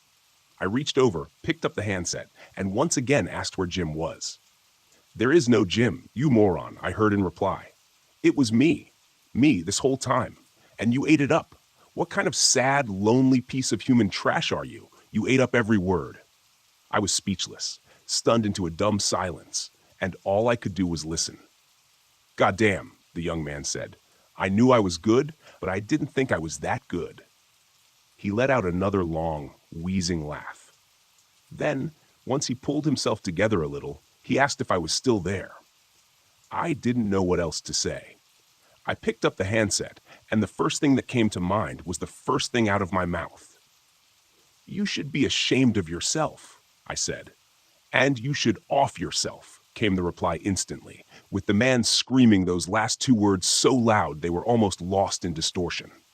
As I leaned over to the radio set to change the frequency, more of that same warped, maniacal laughter poured out from the small tinny speakers, only to be suddenly silenced with the twist of the dial.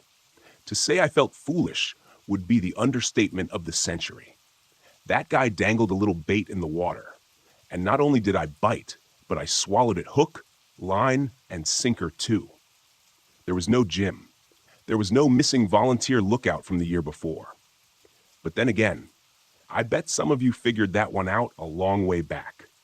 I also bet that guy knew so much about being a fire lookout because he'd talked to one a whole bunch, most likely using the same ham radio he used to talk to me.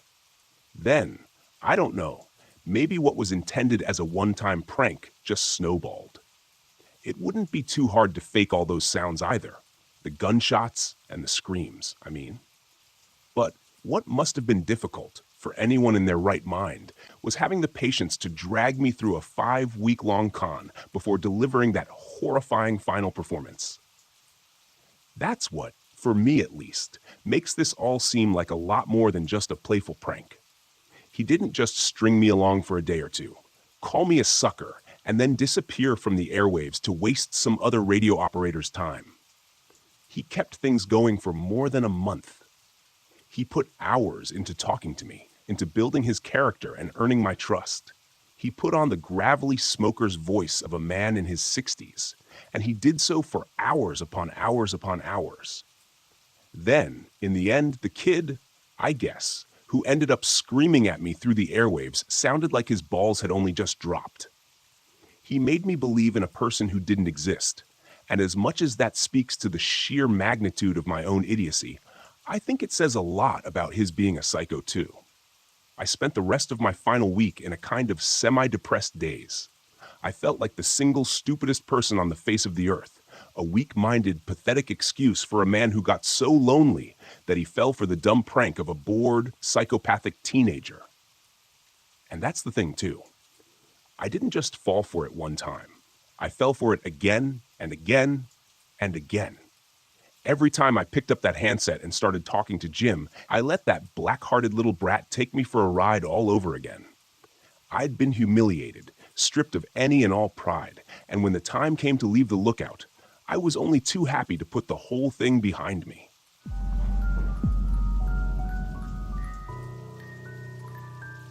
I pulled into the campground just before sunset, expecting the usual, a few quiet families roasting marshmallows, maybe a couple of seasoned hikers turning in early. Instead, I was greeted by the clamor of loud music echoing off the tree line. The source? A cluster of tents circled around a blazing fire where a group of frat boys hollered and laughed like they had the whole place to themselves. Every so often, other campers peeked out of their tents, uneasy and clearly wishing these guys would tone it down. I couldn't blame them. Noise doesn't just shatter the calm of a campsite, it draws attention from things best left undisturbed.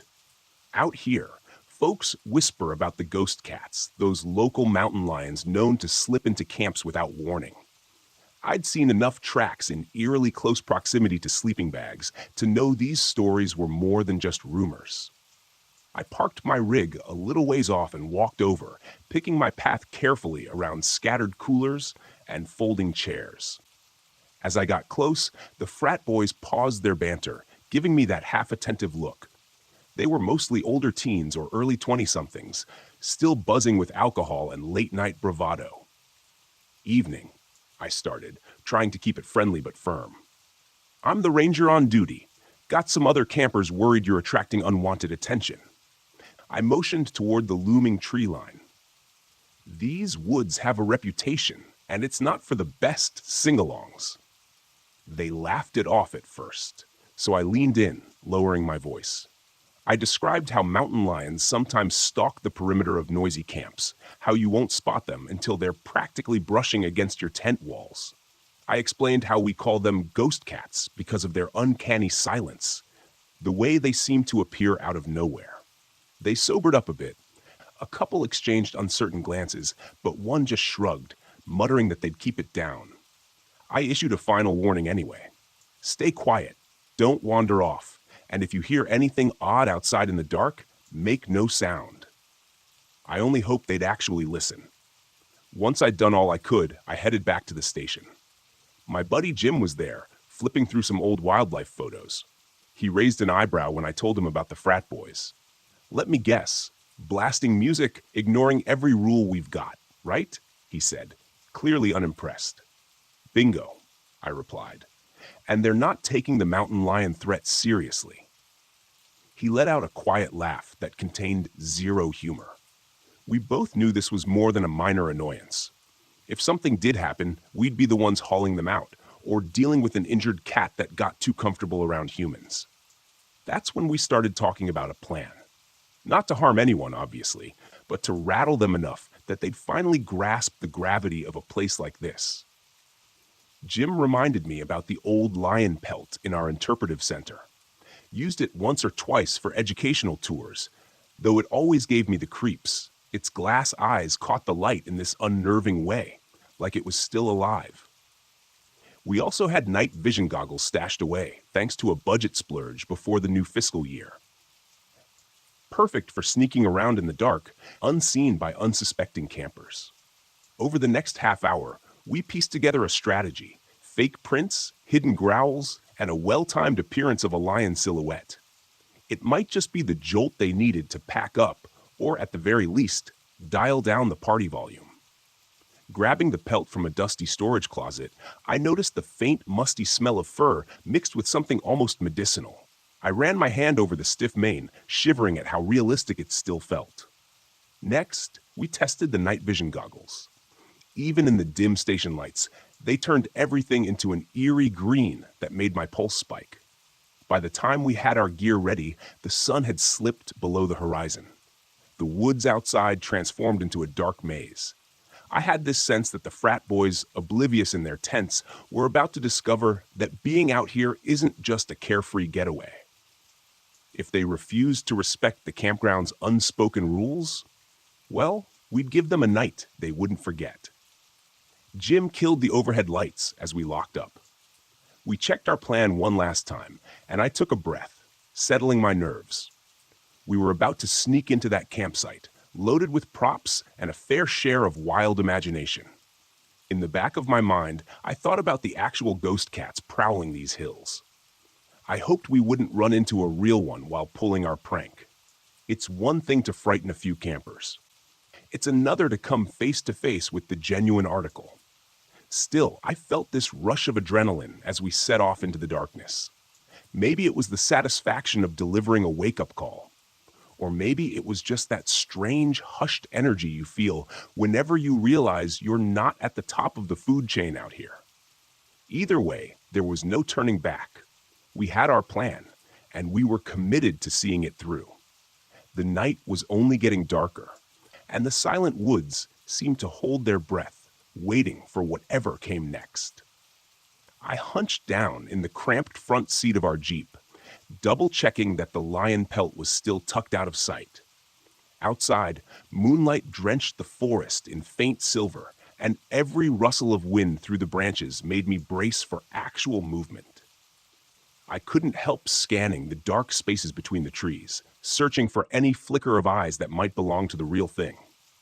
My coworker Jim was fidgeting in the passenger seat, adjusting the small PA system we'd use for the recorded roars. "Ready?" he asked, voice low.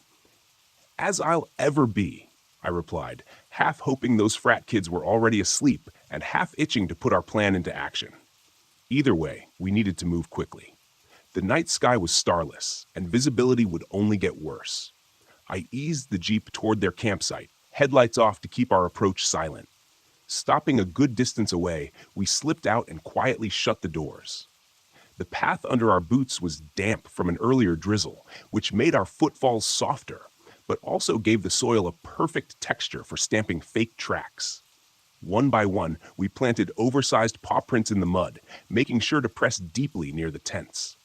Every so often, we paused to listen, worried someone inside might stir and peek outside. But all we heard was the faint crackle of a dying fire. Next, Jim propped the lion pelt onto two sturdy sticks we duct-taped together. Seen straight on, it was eerily convincing. Massive head, snarling mouth, and the kind of glassy eyes that appeared to stare into your soul. I caught myself glancing over my shoulder, half expecting an actual animal to emerge, drawn by the uncanny shape. With the pelt set up, we turned to the other part of our plan, the roars. We'd preloaded the PA system with a series of snarls and growls from real mountain lion recordings. Jim started them at a low volume from across the clearing. The first noise rumbled through the darkness like a threat, and I could almost sense the campers tensing in their tents. A second roar followed, echoing off the surrounding trees, making it sound as if multiple predators were encircling the area. I slipped back into the Jeep and carefully flicked on the headlights, aiming them so they backlit the pelt. From the angle of the beam, it looked like a living, breathing cat pacing along the outskirts of the camp. Jim shouted from behind a bush, "Stay in your tents!" His voice shook with just enough panic to convince anyone he was facing a genuine attack. "She's moving around us," he hollered, layering more drama into the moment. Then he bellowed, "There's another one." The reaction inside those tents was instant. Muffled cries, frantic rustling, the scrape of tent zippers being yanked shut. I killed the lights in one sudden click. Darkness swallowed the campsite. Jim dropped the sticks, and we ditched the lion pelt. In under a minute, we tore back to the Jeep, adrenaline hammering through every vein. As I started the engine and sped off, I thought I detected one final roar playing through the PA system, echoing behind us like a last warning. When dawn finally broke, the camp's radio chatter indicated that nobody had poked their head out until well into the morning. From our station windows, we could imagine their pale faces and wide eyes discovering the huge paw prints scattered around, some alarmingly close to their tent doors. We heard they packed up not long after, throwing nervous glances over their shoulders at the looming forest. No doubt, they were rattled to the core. Jim and I swapped glances, both relieved to hear they were safe, but also satisfied we'd given them something to think about. We'd wanted them to respect these woods, or at least remember that nature doesn't tolerate fools. From what we heard later, they told everyone about the mountain lion attack they'd barely survived. Maybe next time, they'd remember that out here. Silence can be the difference between a peaceful night and something far more dangerous.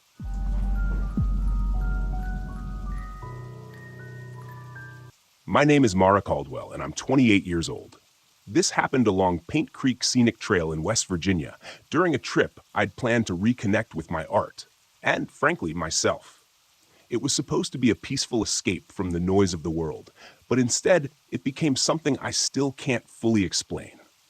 I had just come off a long relationship that ended in the kind of breakup that leaves you questioning everything. Your choices, your direction, your worth. Art was the only thing that felt steady. So I packed up my RV and hit the road. Paint Creek had come up in my research as a serene, lesser-known spot for nature lovers. I thought it would be the perfect place to spend a few days sketching and painting in solitude. When I arrived, the place was exactly as described, quiet, secluded, and hauntingly beautiful. The creek meandered through dense woods, its surface catching the sunlight like shards of glass. The leaves were just starting to turn, and the air carried a faint chill that hinted at the coming fall. I parked my RV near an old wooden bridge that crossed the creek. The bridge looked like it belonged in a ghost story, its weathered boards sagging slightly, but I couldn't resist its charm. I set up camp and spent the first day wandering the trails and sketching the landscape. The stillness was almost too perfect, but I chalked it up to being unused to this level of isolation. That night, I sat by the creek, working on a watercolor of the bridge as the sun dipped below the horizon. The forest around me grew darker, and the silence became oppressive. There were no birds, no insects, just the sound of the water trickling over rocks. I tried to focus on my painting, but a strange unease crept over me. It was like the air had shifted, growing heavier, colder. And then I heard it, a faint humming. It was soft at first, almost melodic, but it didn't seem to have a source. It wasn't coming from the creek or the woods, it was just there. I froze, my brush hovering over the paper. The sound grew louder, more distinct, and I realized it was a woman's voice, humming a tune I didn't recognize. "Hello?" I called out, my voice breaking the stillness. The humming stopped abruptly, as if I'd startled it. For a long moment, there was nothing but silence. I told myself it must have been the wind or some trick of acoustics, packed up my supplies, and hurried back to the RV. The next morning, I woke to find my art supplies scattered across the ground outside the RV. My brushes were snapped in half, my paint spilled and smeared across the dirt. My first thought was that an animal had gotten into them, but there were no paw prints, no signs of disturbance other than the destruction itself. It didn't make sense. I spent the day trying to paint, but something felt off. The colors didn't look right. The lines felt shaky. Frustrated, I decided to take a break and explore more of the area. The old bridge drew me in again, its weathered planks creaking under my boots as I crossed it. The creek below was impossibly still, its surface like a mirror reflecting the gnarled trees overhead. On the far side of the bridge, I noticed something etched into one of the trees. A name and a date carved deep into the bark. Margaret, 1893. The letters were uneven, as if done in haste. But what caught my attention was the feeling that swept over me as I touched the carving, a sudden, overwhelming sadness that didn't feel like my own. That night, the humming returned. I was inside the RV, trying to sketch, when I heard it again, drifting through the stillness. It was louder this time, unmistakable. The sound seemed to seep through the walls, wrapping around me like a cold embrace. I grabbed my flashlight and stepped outside, my heart pounding. The air was icy, much colder than it had been earlier, and the forest was eerily quiet. The humming led me to the bridge, where the fog had thickened, shrouding the creek in an otherworldly glow. And then I saw her. She stood at the edge of the creek, her back to me. She wore a long dress, the kind you'd see in old photographs, and her hair cascaded down her back in dark waves. She was humming that same mournful tune, the sound weaving through the air like a spell. "Hello?" I called out, my voice trembling. She stopped humming, but didn't turn around. I took a hesitant step closer, and as I did, she began to dissolve, her form breaking apart like mist until there was nothing left but the fog. I stood there, frozen, unsure if what I'd seen was real or some trick of the light and my overactive imagination. The next day, I decided to drive into town to clear my head. At a small gas station, I struck up a conversation with the attendant, an older man who seemed to know the area well. "You're camping by the bridge, aren't you?" he asked when I mentioned Paint Creek. "Yeah, why?" He hesitated, then said, "People say it's haunted. They call her the Lady of Paint Creek. Story goes, she was abandoned by her husband during a harsh winter. He promised to come back for her, but he never did. She waited by that bridge until she froze to death. Now she haunts the creek, looking for people to join her." I laughed nervously, but his expression remained serious. "I'd avoid that bridge if I were you," he added, "especially at night." That evening, I couldn't stay away. Something about the Lady of Paint Creek drew me in, like a moth to a flame. I set up my easel near the bridge, determined to capture her essence in my painting. As the hours passed and the sun dipped below the horizon, the fog rolled in again, and the humming returned. This time it was louder, more insistent. The air around me grew colder, and when I looked up, there she was, standing in the middle of the bridge. Her face was pale, almost translucent, and her hollow eyes bore into mine. She didn't move, but the humming turned into words, a whisper that sent chills down my spine. "Stay with me." I backed away, but my foot slipped on the wet grass, and I fell. When I looked up, she was gone, but the feeling of her presence lingered, heavy and suffocating. I grabbed my supplies and ran back to the RV, locking the door behind me. That night, I dreamed of her. In the dream, I was standing on the bridge, staring down at the icy water. She appeared beside me, her hand cold as she touched my arm. "He left me," she whispered, her voice filled with sorrow. "They all leave." When I woke, I couldn't shake the feeling that she was still there, just beyond the edges of my vision. I knew I had to do something to end this, to break her hold on me. On my final night at Paint Creek, I returned to the bridge with my sketchbook and paints. The fog was thicker than ever, and the cold seeped into my bones. I set up my supplies and began to paint, my hands trembling as I worked. I painted her story, the bridge, the creek, her lonely figure, waiting in the snow. As I finished, the humming surrounded me, and she appeared again. This time, closer. Her hollow eyes were filled with tears, and she reached out a hand toward the painting. I stepped back, unsure of what to do. "You're remembered now," I said, my voice breaking. "You're not forgotten." She stared at the painting for what felt like an eternity, then dissolved into the mist.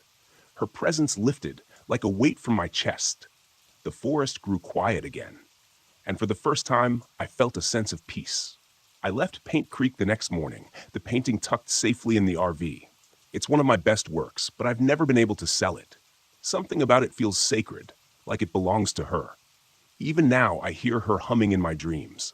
but it's softer now, almost peaceful, as if she's finally found rest.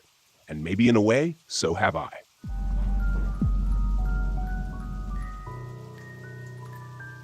It wasn't my first job, and it sure as hell wasn't supposed to be my last, but something about that night didn't sit right from the beginning.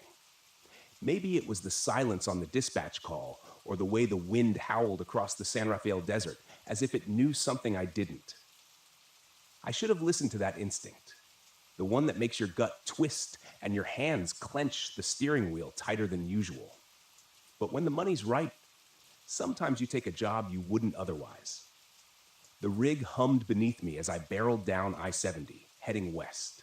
The sky was bruised with the last light of day, purple streaks fading into a storm building on the horizon. I had a long way to go and no time to waste. They said the cargo was sensitive. He needed to be kept at exactly 20 degrees, and if I messed up, there'd be hell to pay. That wasn't what bothered me, though. What bothered me was not knowing what the hell I was hauling. When they don't tell you what's in the trailer, it's never good. My name's Roy Mallister. Bones to the few truckers who still know me on the road. 45 years old, and I've spent the last 20 behind the wheel. The road used to be a kind of escape for me, a way to outrun the things I didn't want to face.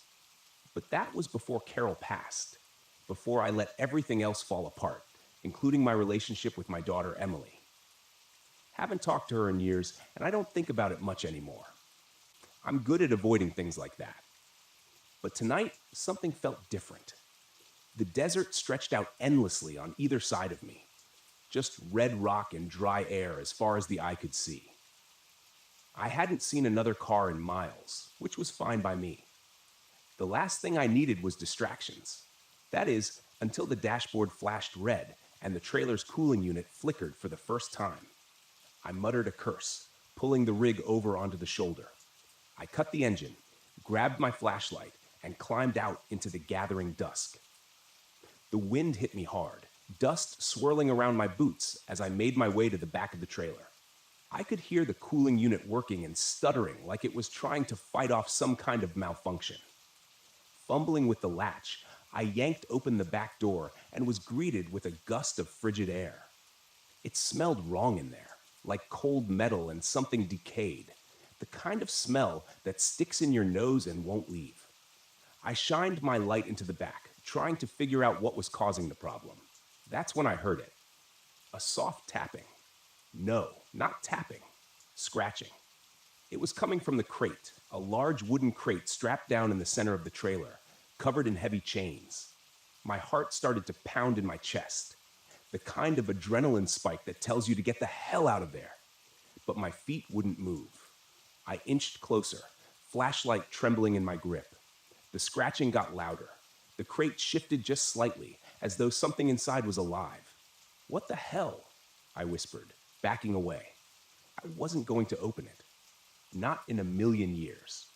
I slammed the trailer door shut and locked it tight, forcing myself to breathe slowly. Whatever was in that crate, I wasn't sticking around to find out. I was just supposed to get it from point A to point B, no questions asked. I climbed back into the cab, started the engine, and pulled back onto the road, telling myself I was imagining things. Maybe it was an animal, I thought. Some government experiment or something. None of it mattered. All I had to do was deliver the damn thing. The radio crackled to life as I accelerated, and I jumped in my seat. Static. Then, through the fuzz, I heard something faint. A voice. A woman's voice. "Roy, why didn't you come back?" My heart stuttered. The voice sounded like Carol's. I smacked the side of the radio, trying to clear the signal, but the static only grew louder. The voice faded, replaced by an eerie, distorted country song, one I hadn't heard since she passed. It was one of her favorites. "No," I muttered, turning the radio off. This was just stress getting to me. The isolation, the weird cargo, and the fact that I hadn't slept in 2 days. That's all it was. That's what I told myself as I sped down that endless stretch of highway. But the farther I drove, the worse it got. The storm hit an hour later, and with it came the figures. I thought they were just shadows at first, shapes in the mist thrown up by the desert sandstorm. But as the wind howled and the sand lashed against the windshield, I could swear I saw them. People walking along the roadside. No, not people. Ghosts. Old men in trucker caps, women in long, flowing dresses, their faces pale and hollow, their eyes dark as the night. I gripped the wheel tighter, trying not to look. If I didn't look, they weren't real. That's how it works, right?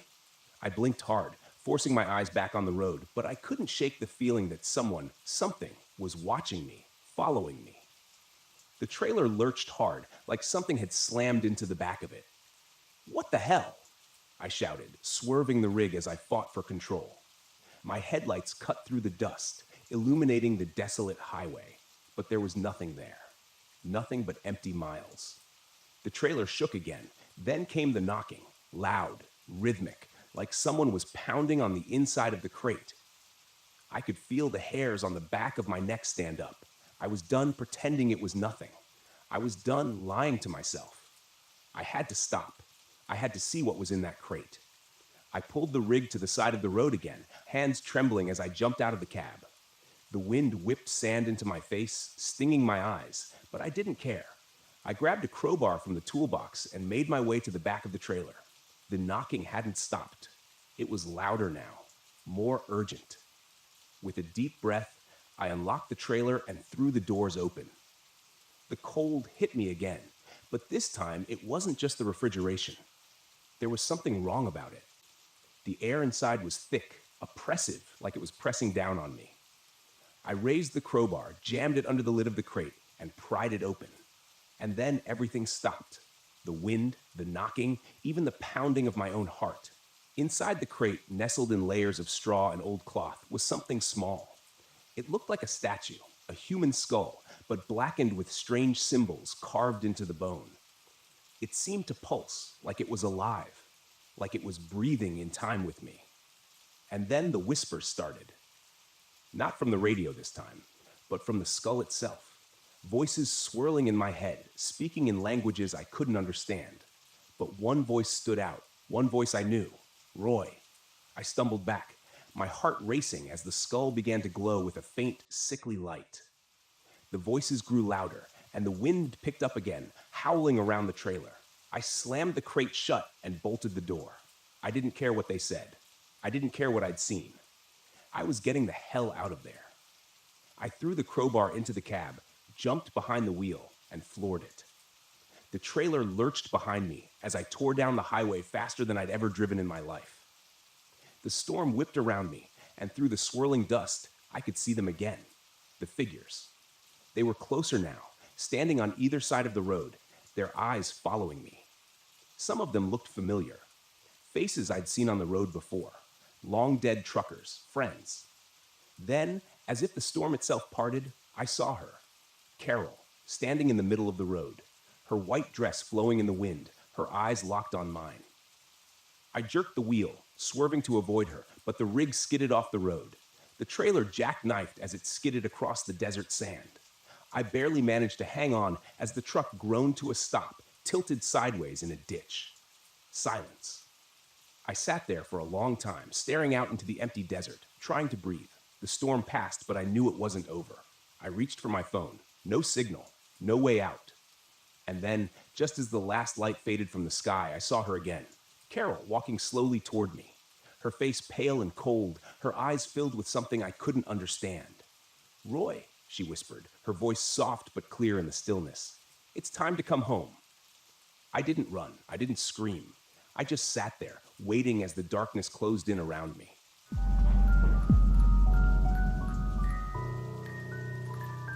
I didn't believe in ghosts, UFOs, or anything supernatural. I spent most of my career chasing down so-called paranormal phenomena and explaining them with cold, hard facts. That was my job, turning superstition into science, myths into measurable data. The Brown Mountain Lights? They were just another mystery waiting for a rational explanation. That's what I told myself as I drove my RV up the winding roads of Pisgah National Forest.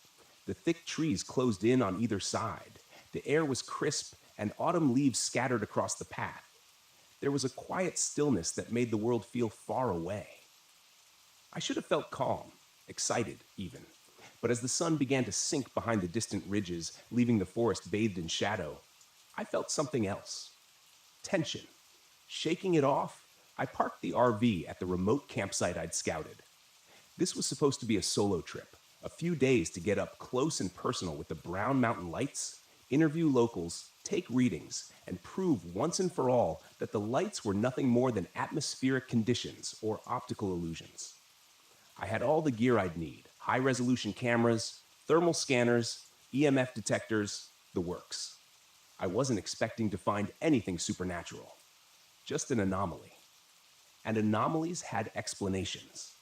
But the moment I stepped out of the RV, a chill ran through me. The trees rustled softly, as if whispering some secret I wasn't meant to hear. Focus, I muttered to myself, dragging my gear out and setting up the cameras, angling them toward Brown Mountain Ridge. I had a perfect view of the ridge from my campsite, miles away, but clear in the distance. That's where the lights were supposed to appear. By the time I was fully settled in, I was sitting outside the RV, bundled in a jacket, sipping coffee, and staring out into the dark, waiting. The forest was eerily silent. No birds, no wind, nothing. Just stillness. Then, around midnight, I saw them. At first, they were faint, flickering, small orbs of light hovering just above the ridge. I squinted, adjusting the focus on my binoculars. There they were. Three lights bobbing in the air like they were floating on an invisible current. I grabbed my camera, flipping the switch to start recording, but nothing happened. The lens stayed black. The screen dead. What the hell? I muttered, fiddling with the buttons. Fully charged and brand new, the camera shouldn't have malfunctioned. I checked the battery, clicked it back into place, and tried again. Still nothing. Frustration surged through me. This was exactly what I'd come here for. The lights, right there in front of me, and I couldn't even capture them. I stood up, grabbing my thermal scanner, but when I flipped it on, the screen flickered, then went dark. "Come on," I whispered, trying to stay calm. The gear wasn't cheap, and none of it should have been failing, but it was, piece by piece. The lights danced on the ridge, growing brighter, closer. My heart raced. I wasn't scared, I told myself. I was just annoyed. The logical part of my brain struggled to make sense of it. Maybe the electronics were glitching because of interference. Some kind of electromagnetic field or something. I took a deep breath, trying to settle my nerves. But the lights, those strange pulsing orbs, kept moving, almost as if they were drifting toward me. The air turned cold, so cold that I could see my breath misting in front of my face. A thin layer of frost started forming on the ground, on the RV windows, on my gear. I pulled my jacket tighter around me, my hands beginning to stiffen in the chill. It didn't make sense. The weather forecast had called for a cool night, but nothing like this. I checked my phone's temperature app. 30 degrees? Impossible. I glanced at my surroundings, feeling the silence close in around me. Then I noticed the lights were no longer on the ridge. They were much closer now, floating just above the treetops, flickering like distant fireflies, but larger. Too large. I watched, heart pounding, as they bobbed and weaved. Their glow cast long shadows on the ground. I pulled out my phone to take a video. The screen flashed, then went black. It wouldn't turn on. Frustration boiled over. I slammed the phone down on the camping table. It bounced. I stood there, fists clenched, trying to keep my cool.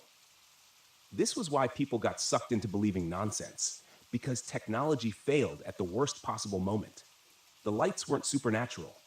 There had to be an explanation.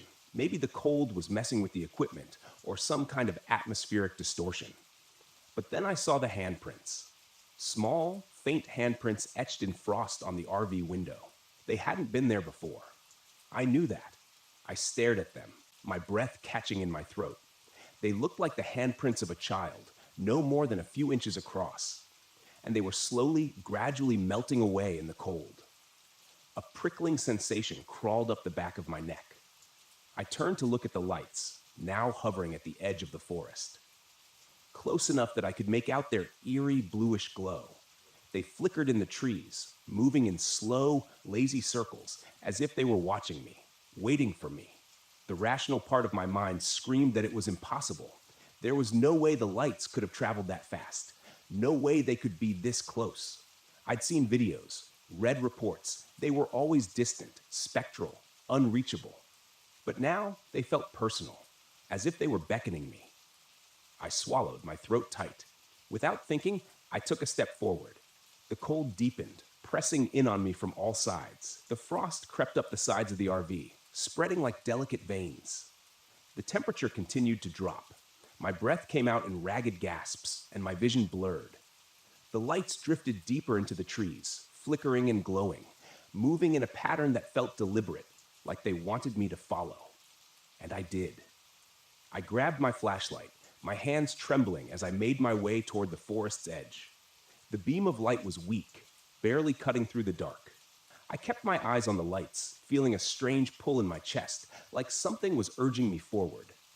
As I entered the trees, the world grew darker. The lights danced just out of reach, always a few steps ahead of me, their glow casting an ethereal light on the twisted branches. The forest felt wrong, too quiet, too still. I checked my watch. 2 hours had passed. I hadn't even noticed.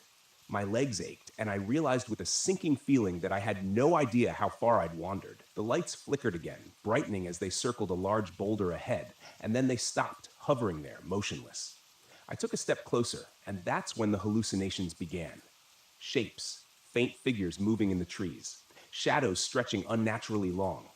And there, between the branches, I saw faces. Pale, expressionless faces staring at me with hollow eyes. I blinked, and they were gone. Panic set in. I turned to leave, but the forest had shifted. The path I'd taken was no longer clear. Everything looked the same trees, the same twisting branches. The lights pulsed behind me, glowing brighter as if taunting me. I ran. My breath came in short, sharp bursts. My heart raced in my chest as I stumbled through the underbrush, trying to find my way back to the campsite. The lights flickered at the corners of my vision, but I ignored them. Then I heard it. Footsteps. Light, quick footsteps crunching through the frost behind me. I didn't dare look back. I ran faster, my flashlight flickering and dying in my hand. I broke through the tree line, gasping for air, and saw the RV ahead, a welcome sight. But the air around it was colder than ever. The frost was so thick on the windows that it looked like snow. And there, pressed against the glass, were more handprints, dozens of them. I scrambled inside, locking the door behind me, and collapsed on the floor, panting. My entire body trembled with cold and fear. The lights were still out there. I could see them through the frosted windows, flickering in the trees, growing fainter as the night wore on. I didn't sleep. I couldn't. By dawn, they were gone. The temperature returned to normal and the frost melted away, but I didn't feel safe. Not anymore. I packed up the RV and drove out of Pisgah National Forest, my hands still shaking on the steering wheel. I'd come here to find an explanation, to debunk the Brown Mountain lights. But what I found was something else, something I couldn't explain. And I knew, deep down, that the lights weren't just a phenomenon. They were something more, something ancient, something dangerous, something that had almost taken me. I don't know what they wanted, but I'll never go back to find out.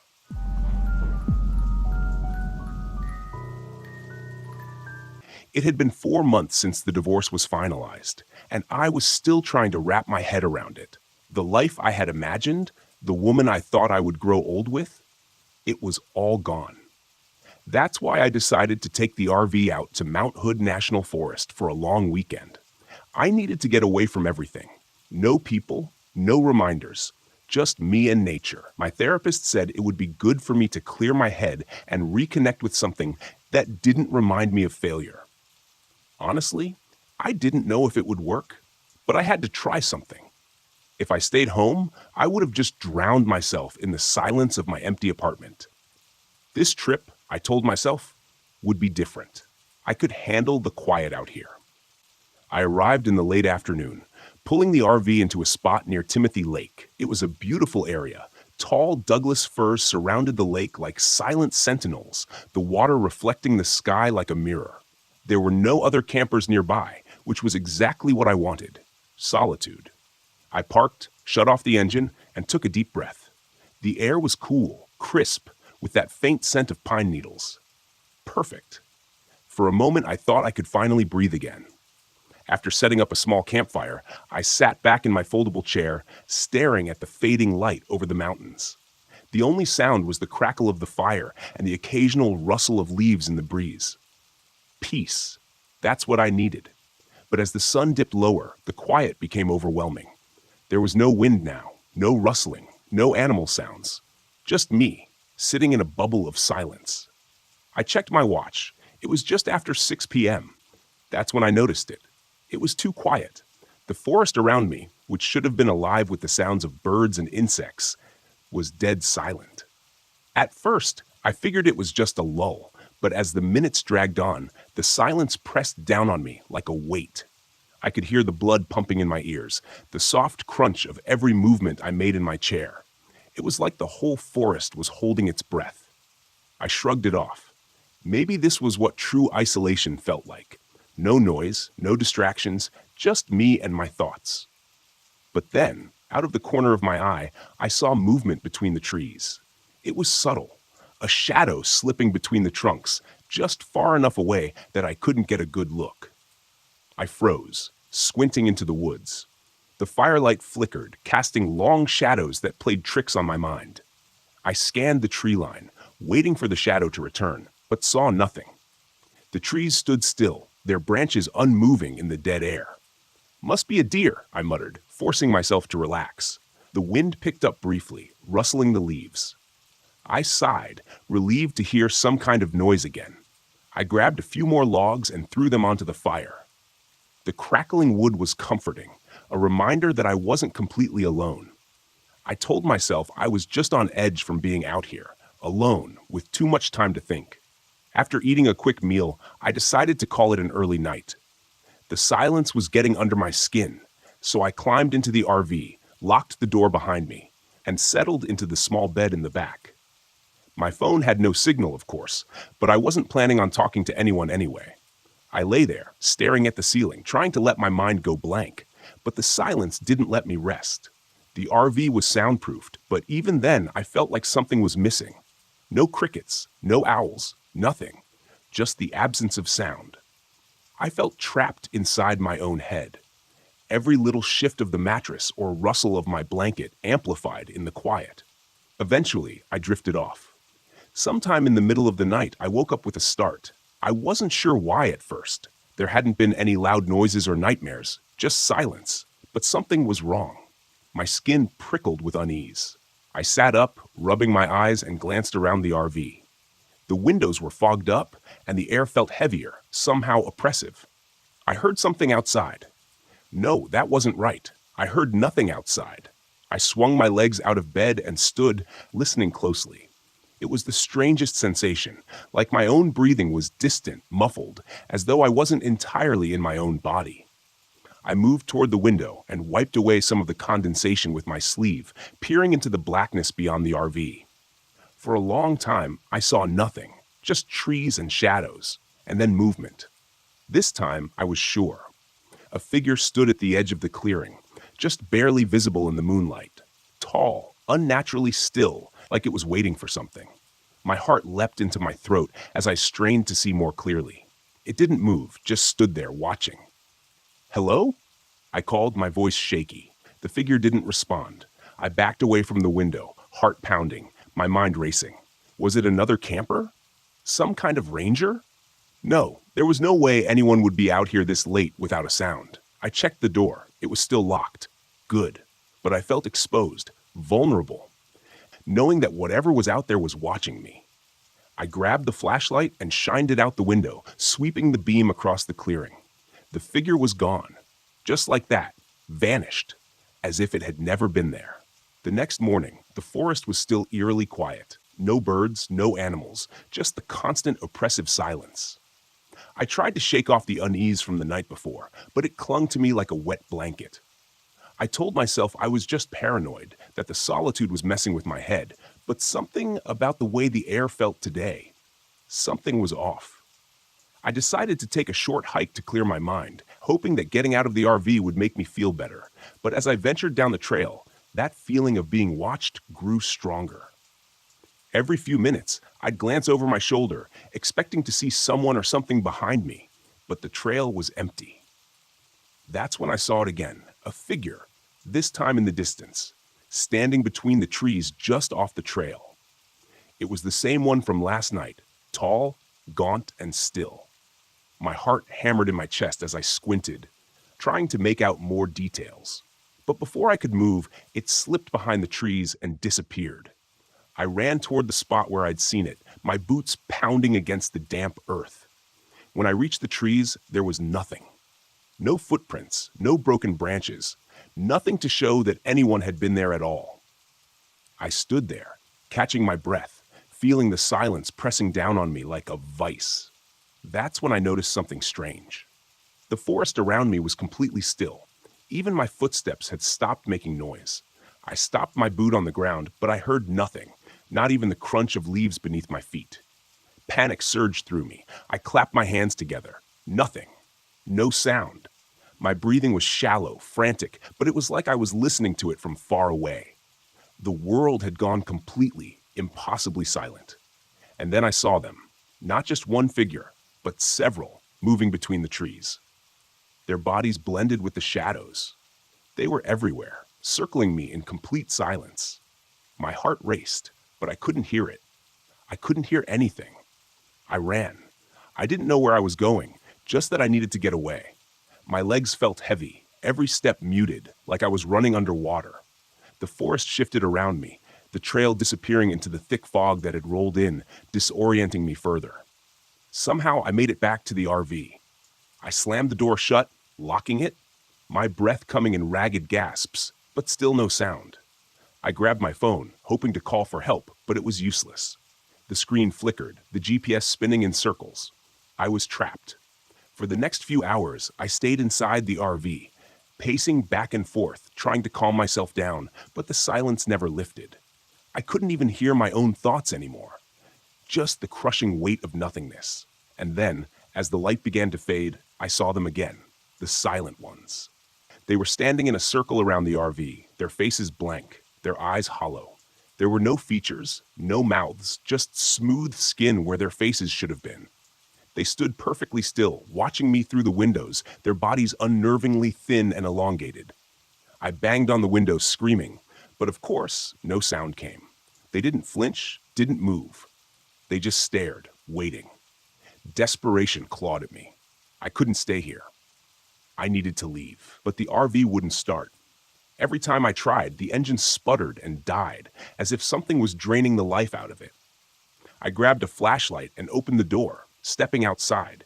The silent ones didn't move, didn't react.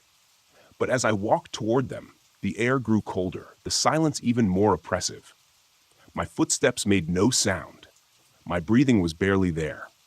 I felt a hand on my shoulder and spun around, expecting to see one of them behind me. But there was nothing, just the fog swirling around me and the figures waiting in the distance. In that moment, I realized what they wanted. They weren't going to kill me. No, that would be too simple. They wanted me to join them, to become one of them. The silence wasn't just the absence of sound, it was a part of them, and it was seeping into me, stealing my voice, my thoughts, my very sense of self. And if I stayed here much longer, I knew I would lose everything. I don't remember how I made it out. The next thing I knew, I was driving far away from the campsite, from the silent ones. The sound of the engine, the tires on the road, it was all faint, like I was still caught in their grip. But at least there was something, a reminder that I hadn't completely disappeared into that silence. It's been weeks since I got back, but I can still feel it. The quiet follows me, lingers in the corners of my apartment. Sometimes, when I'm lying in bed at night, I can feel their eyes on me, watching, waiting. And I know that one day, they'll come for me again. This time, I won't be able to run.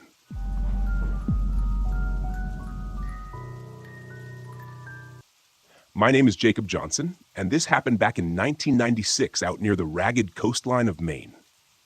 I had this idea of finding some peace, so I borrowed my uncle's RV for the summer, thinking I'd get some fresh air, recharge from life. I figured I'd get in some solo time, a few fishing trips, some quiet nights. That's how I ended up at a park near Black Harbor, a little nowhere town that didn't even get cell reception back then. This wasn't a famous national park or even one of those scenic overlooks that people make pilgrimages to. It was just woods, rough and thick, fading into a rocky coastline that nobody seemed to care about. I was a few days into my quiet escape, living off canned beans on a half-empty propane stove that hissed with a little too much attitude for my taste. The most exciting part of my day was waiting for the rain to pass so I could take out my fishing rod. I didn't expect much more than sea salt air and seagulls. It was halfway through my fourth day, sometime in the late afternoon, that I heard what I figured must be kids from the local town messing around. The voices were faint, echoing through the woods in some distant way that made it hard to place them. I thought about walking down to see what was going on, maybe throwing a rock or two to scare them off if they got too close, but I didn't think much of it. By evening, though, something had shifted. I heard footsteps, not the quick, careless crunch of sneakers, but deliberate, slow steps. I was in the RV, scratching down a grocery list of things I'd need on my next trip back to town when I caught the sound. It was steady, creeping up around the corner of the RV. It hit me that I hadn't seen another soul out here since I'd arrived, and that didn't sit right. I mean, who comes out to this kind of place aside from someone with a taste for quiet or trouble? I kept still, waiting for the person to pass or show themselves, but there was only the slow, shuffling drag of footsteps. I tried to listen for the sound of multiple feet or voices, but it was dead silent except for that single shuffle. Against my better judgment, I opened the RV door and stepped outside. Nothing, just trees swaying in the evening light. But my instinct told me to keep quiet. I could still feel something out there, hiding. The kind of presence that prickles the hair on your neck and makes you regret stepping out of safety. I stayed there, scanning the tree line, listening. I almost thought I'd imagined it until I spotted something strange, half hidden between the trees, a figure, still as stone, facing away from me. The guy looked like he was part of the forest itself, cloaked in grime, with torn, mud-stained clothes hanging off him like a loose second skin. He didn't move. He didn't breathe. Just stood there, as if rooted to the ground. Now, I don't scare easy, but something about this man felt like a bad omen. I cleared my throat, thinking maybe he was some lost hiker or drifter, but he didn't flinch, didn't even look at me. Finally, I called out something casual, like asking if he needed directions. Still nothing. After a long moment, he turned, slow, like he was trying to remember how to move. His face was something I'll never forget, but not because it was scary exactly. It was hollow, if that makes any sense. This blank expression, like he'd forgotten what it meant to be human. He took a step forward, just one, like he was testing the ground. I backed up so fast I almost tripped. I tried to laugh it off, told myself he was just some messed up camper, but the way he looked at me, it was like he wasn't looking at me at all, just through me. I ducked back into the RV, my heart racing, and locked the door. It felt stupid, locking up, but something about him felt off, like he wasn't just some regular guy lost in the woods. I figured he'd wander off, but minutes later, I heard him shuffling again, this time closer to the RV. I looked out the window and saw him standing right there, not more than 10 feet away. His face twisted into this deadpan stare that sent a chill down my spine. Then came the whispering. Low, muttering sounds, barely audible, like he was talking to someone only he could hear. At first, I thought he was addressing me, but then I realized he wasn't looking at the RV at all. His head tilted, and he mumbled something about payment and lost souls. The words were scattered, fragmented, like someone trying to piece together a broken sentence. I sat there watching him, my heart pounding so loud I thought he'd hear it, but he just kept muttering, almost in a trance. At that point, I was just about ready to pack it up and find somewhere else to park.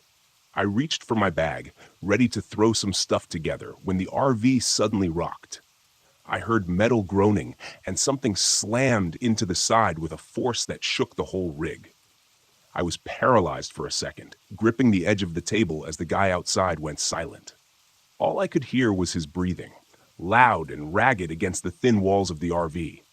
I heard a scratching sound, nails or something, scraping along the side, followed by a soft thud, as if he was testing the edges, feeling out the RV like it was some sort of animal he was trying to corner. I kept still, my back pressed against the wall, listening to every sound. I'd never felt fear like that. This primal kind of terror that kicks in when you realize you're trapped. The scratching stopped, and in the silence that followed, I heard the distinct sound of footsteps receding. I took a breath, thinking maybe he'd finally left, but then I smelled something foul. It was a metallic, rotten scent that crept through the vents, filling the air inside with a stench so bad it turned my stomach. I gagged, covering my nose, and nearly bolted for the door. Before I could, I heard him speak again. His voice was low and guttural this time. He muttered louder, "Must be paid." I froze, not sure if he was talking to himself or if he was giving some kind of twisted warning. Either way, I wasn't sticking around to find out. I grabbed my bag and edged toward the door, every instinct screaming at me to get out of there. I took a quick look through the window and saw him walking away, his figure disappearing into the trees. I bolted, taking off through the woods in the opposite direction. The sound of his footsteps echoed somewhere behind me, and for a moment, I thought I could hear him muttering again. I didn't look back. I didn't stop until I'd cleared the tree line and hit the gravel road. My feet ached, and my lungs burned, but I didn't care. I just kept running, putting as much distance as I could between me and that place. Hours later, I found a small gas station by the highway and told the cashier everything. He gave me this look, like he'd heard it before, then mumbled something about an old man who'd gone crazy years ago, back when the town was still booming. He said the guy used to wander the woods, talking to himself about debts and payments, claiming to be some sort of collector. Local legend had it that he went mad after his family drowned in a storm. The story was that he'd gone feral, taking to the woods, driven by some twisted sense of revenge or justice. I don't know if I believe in all that. All I know is that I saw him, heard him, and every time I think of that muttering, "Debt must be paid," I feel a chill that doesn't fade. I don't know who he thought I was or what debt he imagined I owed, but I'll tell you one thing. I'm never setting foot near Black Harbor again. Some debts you just don't pay.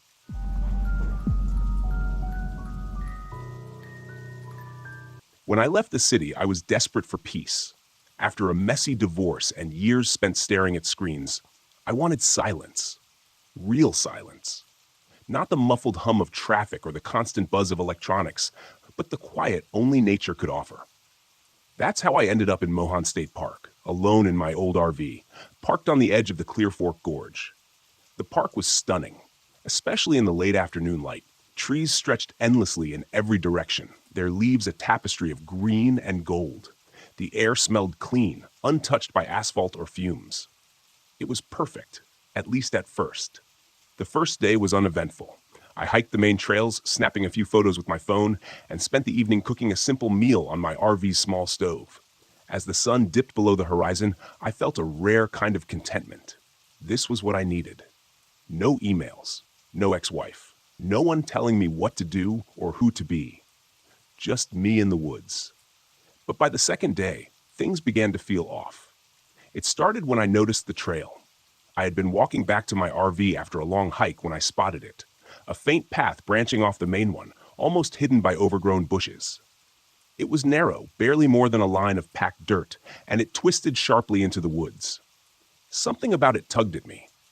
Maybe it was curiosity, or maybe I was just tired of the predictability of the main trails. Whatever it was, I stepped off the beaten path and onto the faint trail. The air felt different as I walked, heavier, quieter. The usual sounds of the forest, birds chirping, leaves rustling, seemed muted, as if the trees themselves were holding their breath. After a few minutes, I found the ruins.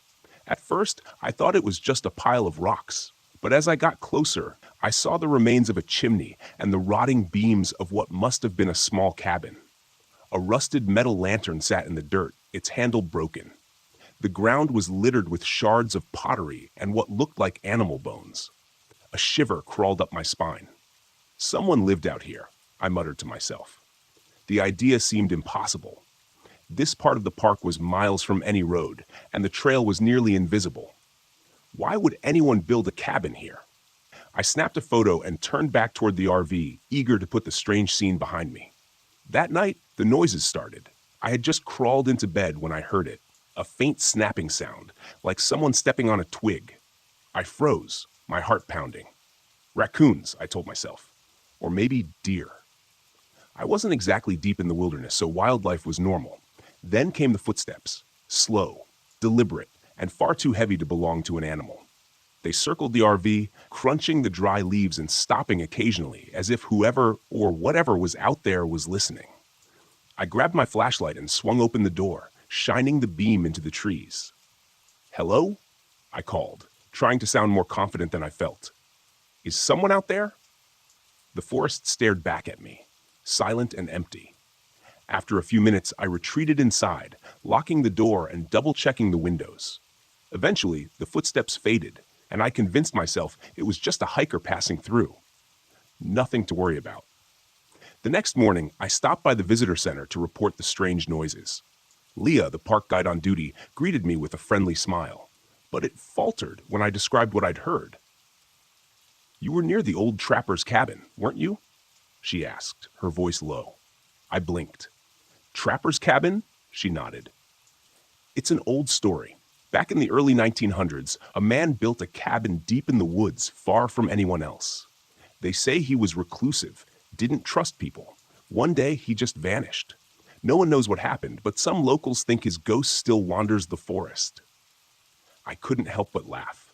"Ghosts? Come on." Leah shrugged.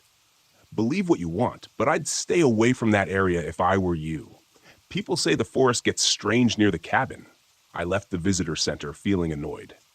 Ghost stories were fine for campfire entertainment, but I wasn't about to let a local legend ruin my weekend. That night, the disturbances grew worse. I was halfway through dinner when the lights in the RV flickered and went out. I swore under my breath, grabbing a flashlight to check the breaker. As I fumbled with the panel, I heard the footsteps again. Closer this time, circling the RV like a predator sizing up its prey. The flashlight beam caught something on the ground. Footprints. Human footprints. Large and deep, as if whoever made them was heavy. My breath caught in my throat. "Okay," I muttered, trying to steady myself. "Someone's messing with me." Grabbing my hiking boots, I stepped outside, determined to confront whoever was out there. But the second I stepped into the clearing, the forest fell silent. No footsteps, no rustling leaves, just an oppressive stillness that pressed against my ears. That's when I saw the first figure. It was pale and thin, barely more than a shadow against the trees. It stood perfectly still, its face obscured by darkness. Then it moved, not toward me, but away, disappearing into the woods without a sound. I didn't follow. Instead, I locked myself in the RV, sat by the window gripping a kitchen knife, and watched the forest until dawn. By the time the sun rose, I'd made up my mind. I had to go back to the cabin. I needed answers. The trail felt even more oppressive in the daylight. The air was thick, and the silence was absolute. When I reached the clearing, I saw something I hadn't noticed before. A small, rusted knife lying in the dirt. Next to it was a notebook, its cover warped with age. I picked it up carefully, flipping through the yellowed pages. Most of the writing was illegible, but a few sentences stood out, scrawled in jagged letters. "It watches from the trees. Don't disturb the woods. The forest is alive." A chill ran down my spine. As I turned to leave, the ground beneath me seemed to shift, the dirt rippling like water. The trees creaked, their branches twisting unnaturally. And then I felt it. A presence. Something unseen, massive, and ancient. Watching me from every direction. I ran. The RV was my only sanctuary, but even there I wasn't safe. The lights flickered. The floor trembled. The air grew thick with the stench of damp earth. Through the window, I saw the pale figure again, joined by others. Shadows slipping between the trees, their eyes glowing faintly in the dim light. The ground beneath the RV began to groan, roots writhing like snakes.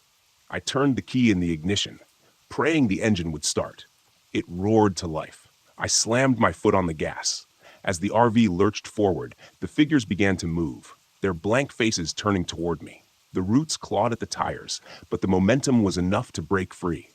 I didn't stop until I was miles away, the forest shrinking in my rearview mirror. I never went back to Mohan State Park. Whatever was in those woods, it didn't want me there. And I was more than happy to stay away. But sometimes, late at night, I dream of the forest. I hear footsteps outside my window, and I swear I can feel its eyes on me. The forest doesn't forget, and neither do I.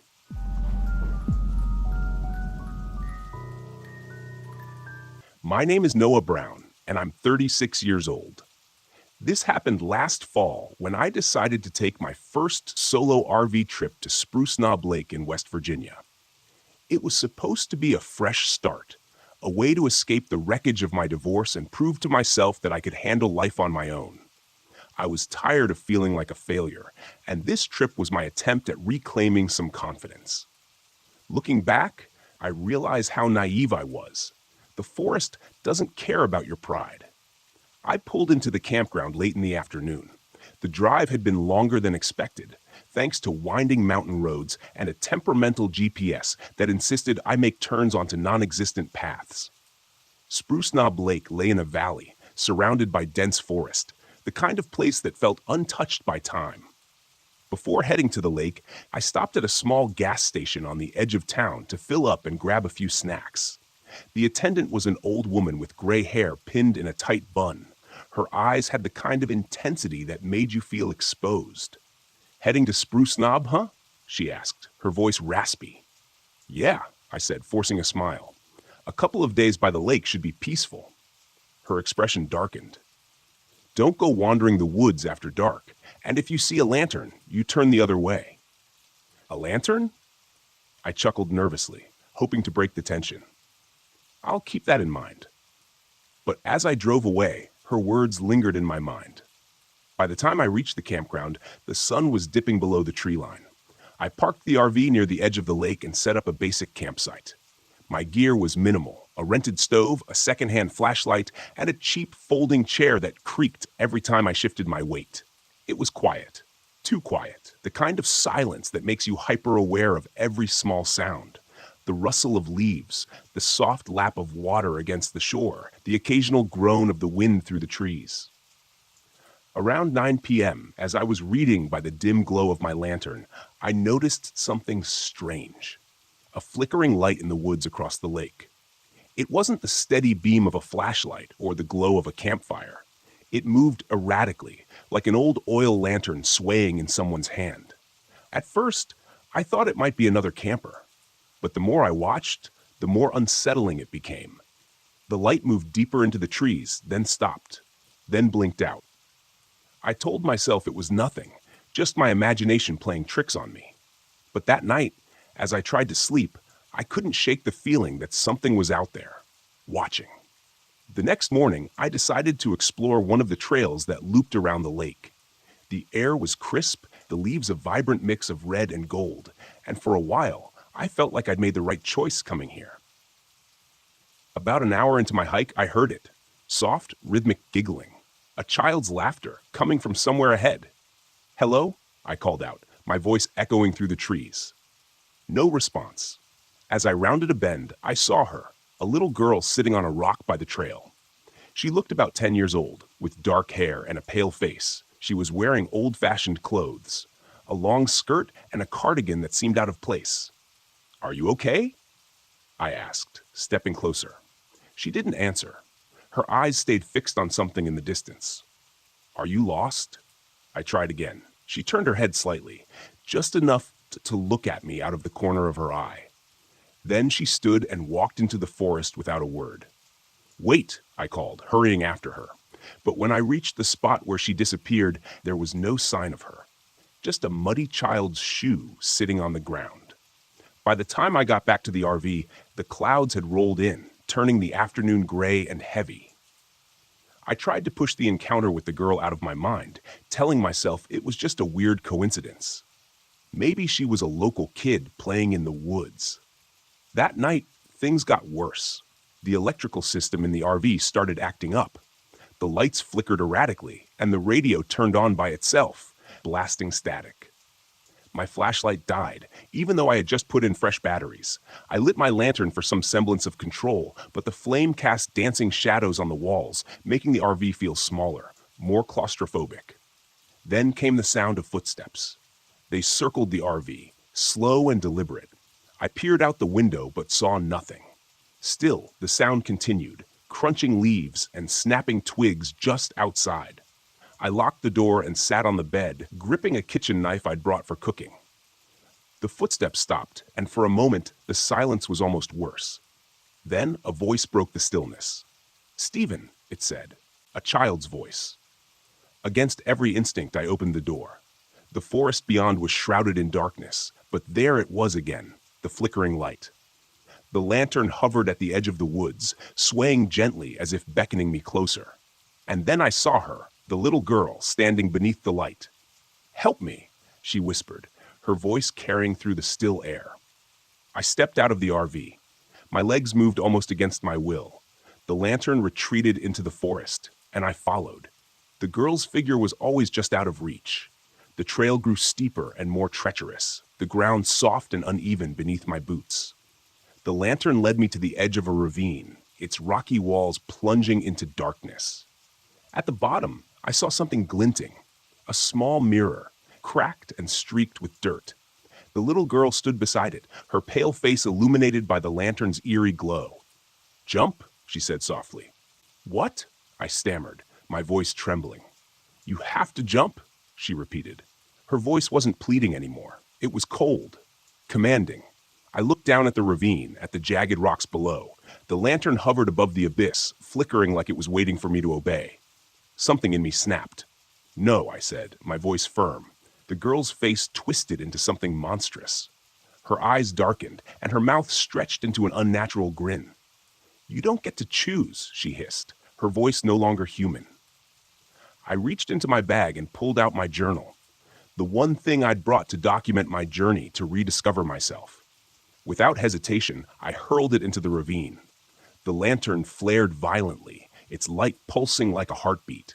The girl screamed, a sound that seemed to tear through the fabric of the night, and then she and the lantern vanished. I stumbled back to the RV, my body trembling with exhaustion and fear. The electrical system was working again, the lights steady, the radio silent. I packed up and left before the sun rose, driving until I was miles away from Spruce Knob Lake.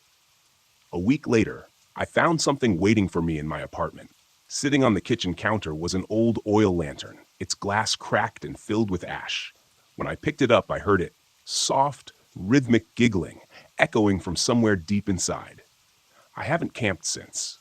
The wilderness isn't always what it seems. Sometimes it's better to stay lost in the chaos of the city than risk finding what waits in the silence of the woods.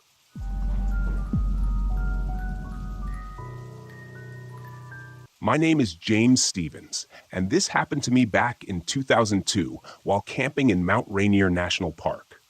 I'd borrowed my cousin's RV for the first time. He said I was due for some real scenery therapy, as he called it, away from the stress and noise of the city. I had just wrapped up a divorce, and my mind was cluttered.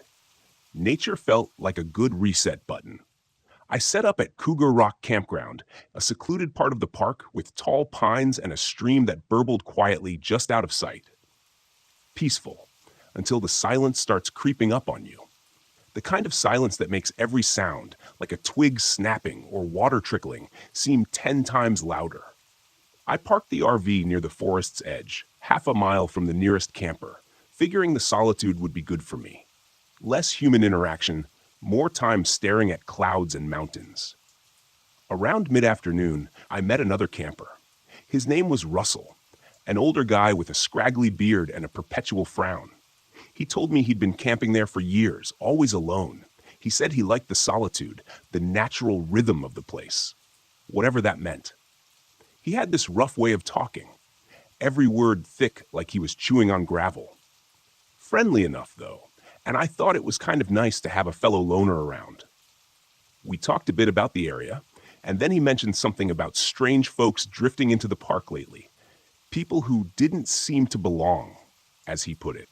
I shrugged it off, but I did notice that Russell's campsite was a mess, with empty cans and old camping gear scattered around like he'd set up for the long haul.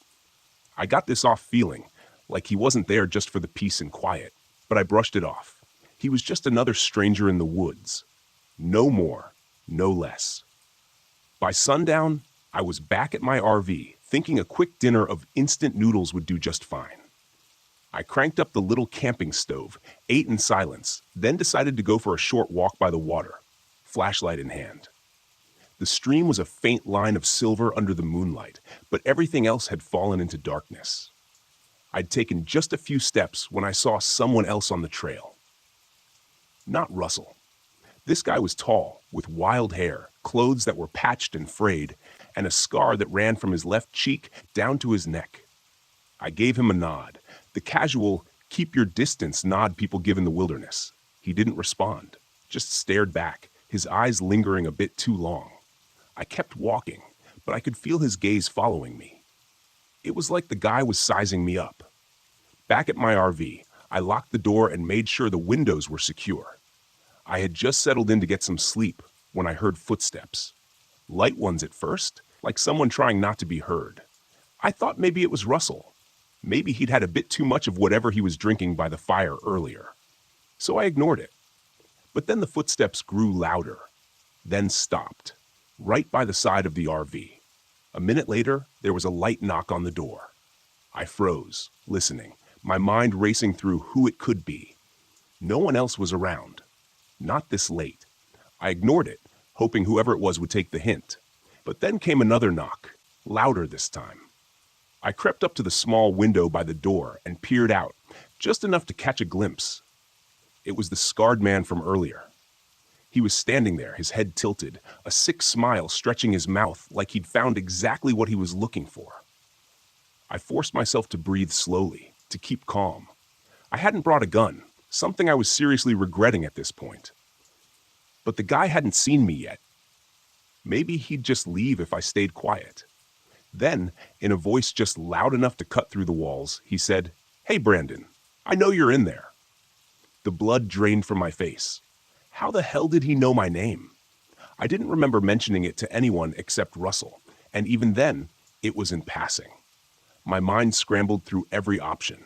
Stay silent? Open the door and try to talk him down?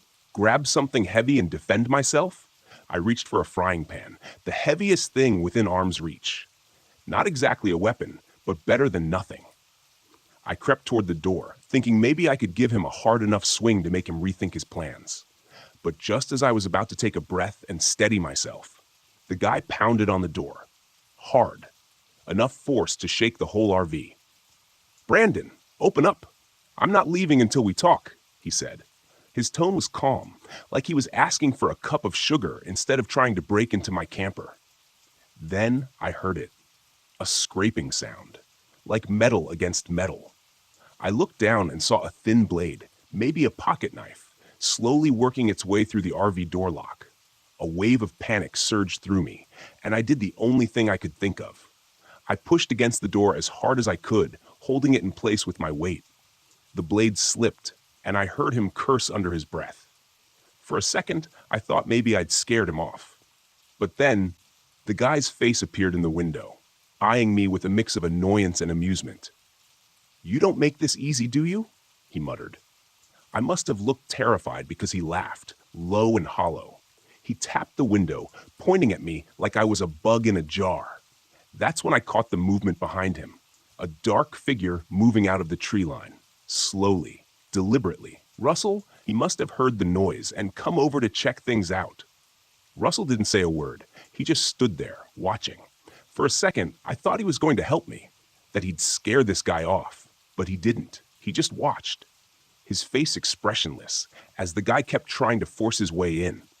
I pounded on the window, yelling for Russell to help, to do something, but he stood there, unmoved.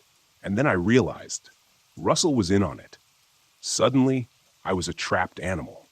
The frying pan felt absurd in my hands, 2 against 1, and I was stuck inside a fiberglass cage. There was no way I'd make it if they got in. My only shot was to run. I dropped the pan, shoved open the emergency hatch in the roof, and scrambled up. The cold air bit against my face. I heard them both cursing below as I climbed, stumbling over myself in the darkness. I was barefoot, the sharp gravel digging into my feet as I ran for the tree line, my heart hammering like a drum. The RV was small, but in that moment, it felt like an ocean between me and those two maniacs. I didn't stop to look back. I just kept running. Eventually, I reached the ranger station, my feet bloody, my body trembling from exhaustion and adrenaline. They found Russell and his friend later that night, hiding out near the campsite with a whole stash of stolen camping gear and weapons. Turns out they'd been robbing campers for months, using the park's seclusion to get away with it. In the end, Russell claimed he'd just been there by coincidence when the scarred guy attacked me. But the scarred man wasn't so lucky. After a short scuffle with the cops, he was arrested, with enough evidence of his outdoor exploits to keep him locked up for life. It turned out he had a habit of finding interesting campers to mess with, using the solitude of the park as his own twisted playground. That's what went down that night at Mount Rainier. And I still don't know what Russell's deal was, whether he was in on it from the start or just a bystander too afraid to stand up. But one thing's for sure, I'll never be borrowing an RV for scenery therapy again.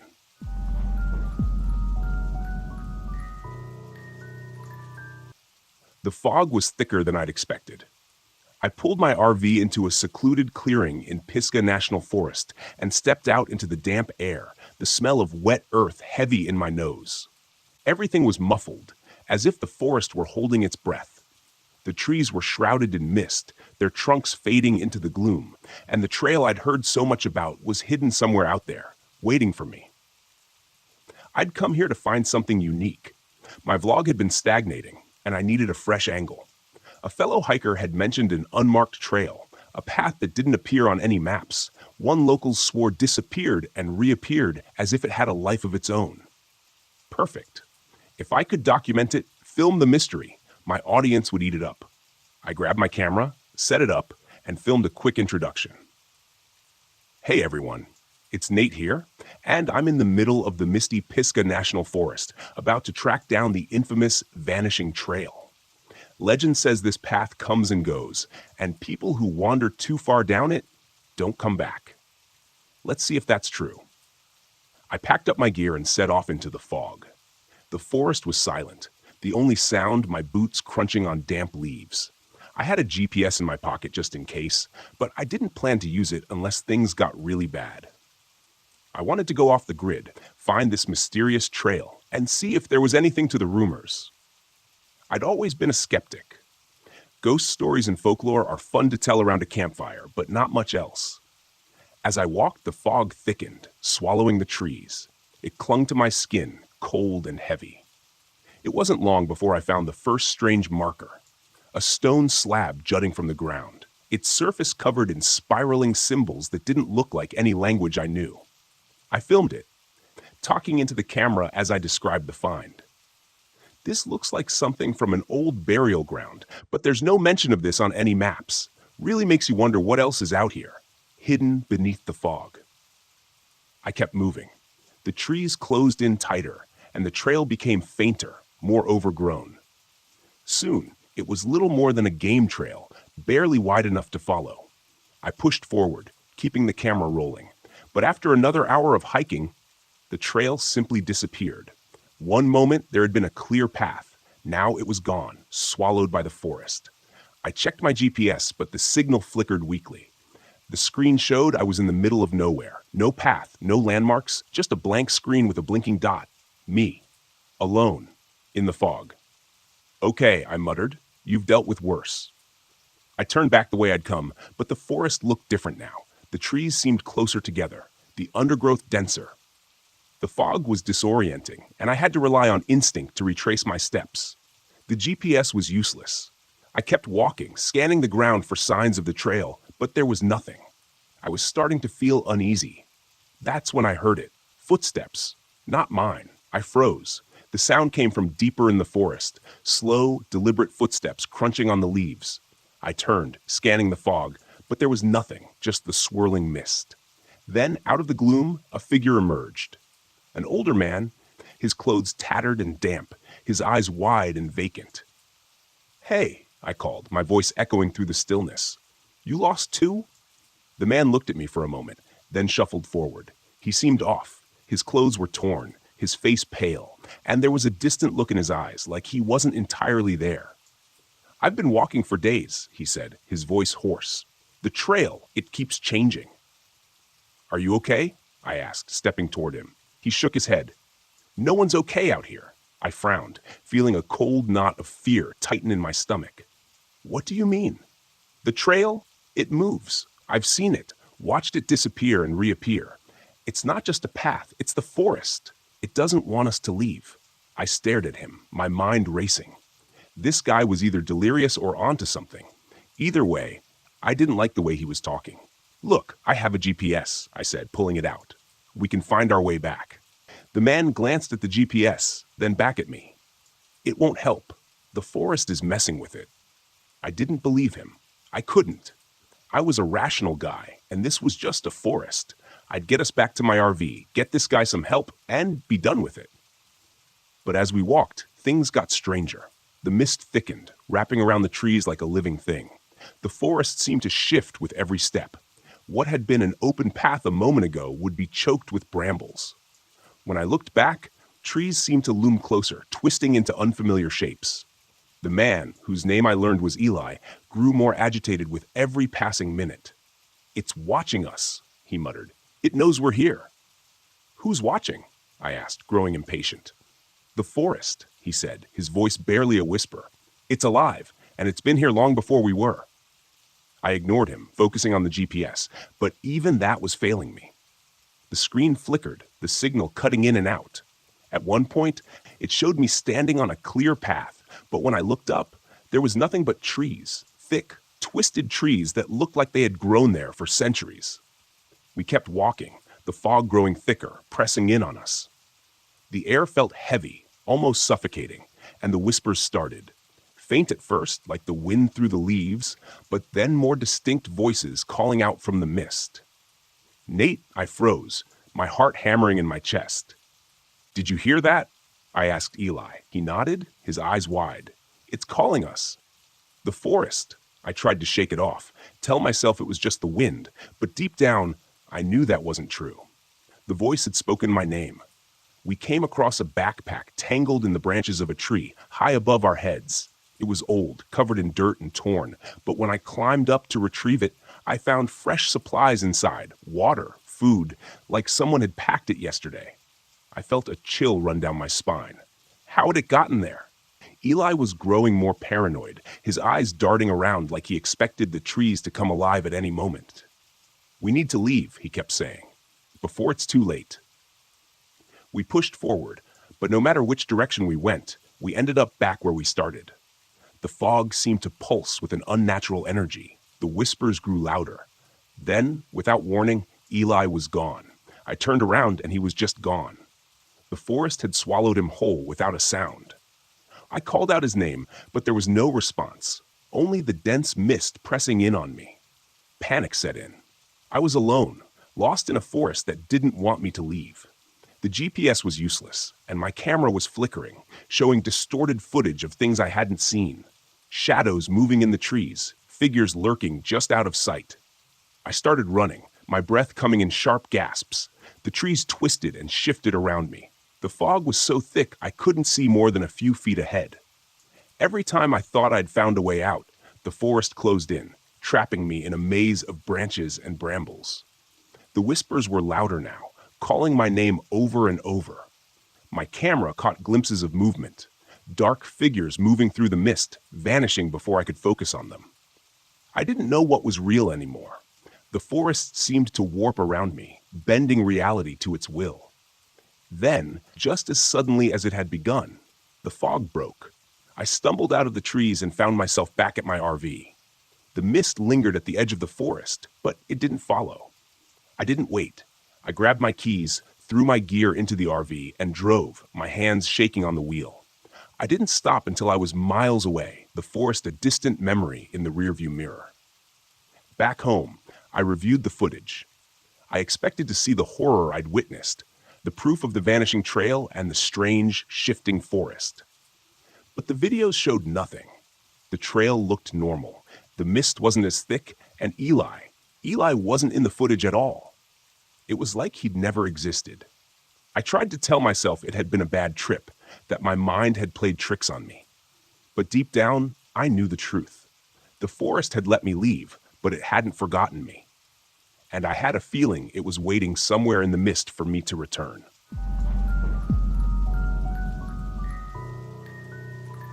The forest around me was too quiet. I'd been sitting by the campfire outside my RV, immersed in the silence for hours, but now something felt off. The kind of off you feel in your gut before your brain catches up to what's happening. No wind, no rustling in the leaves, just dead stillness.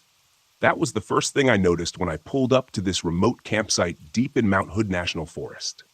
A place like this should have been full of life. Birds, insects, something.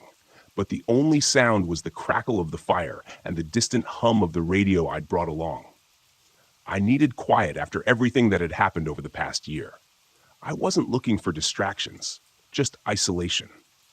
After my wife's death, nothing made sense anymore.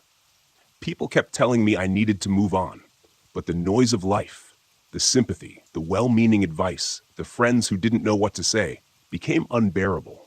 So I packed up and hit the road, hoping the wilderness would give me space to think, or maybe stop thinking altogether.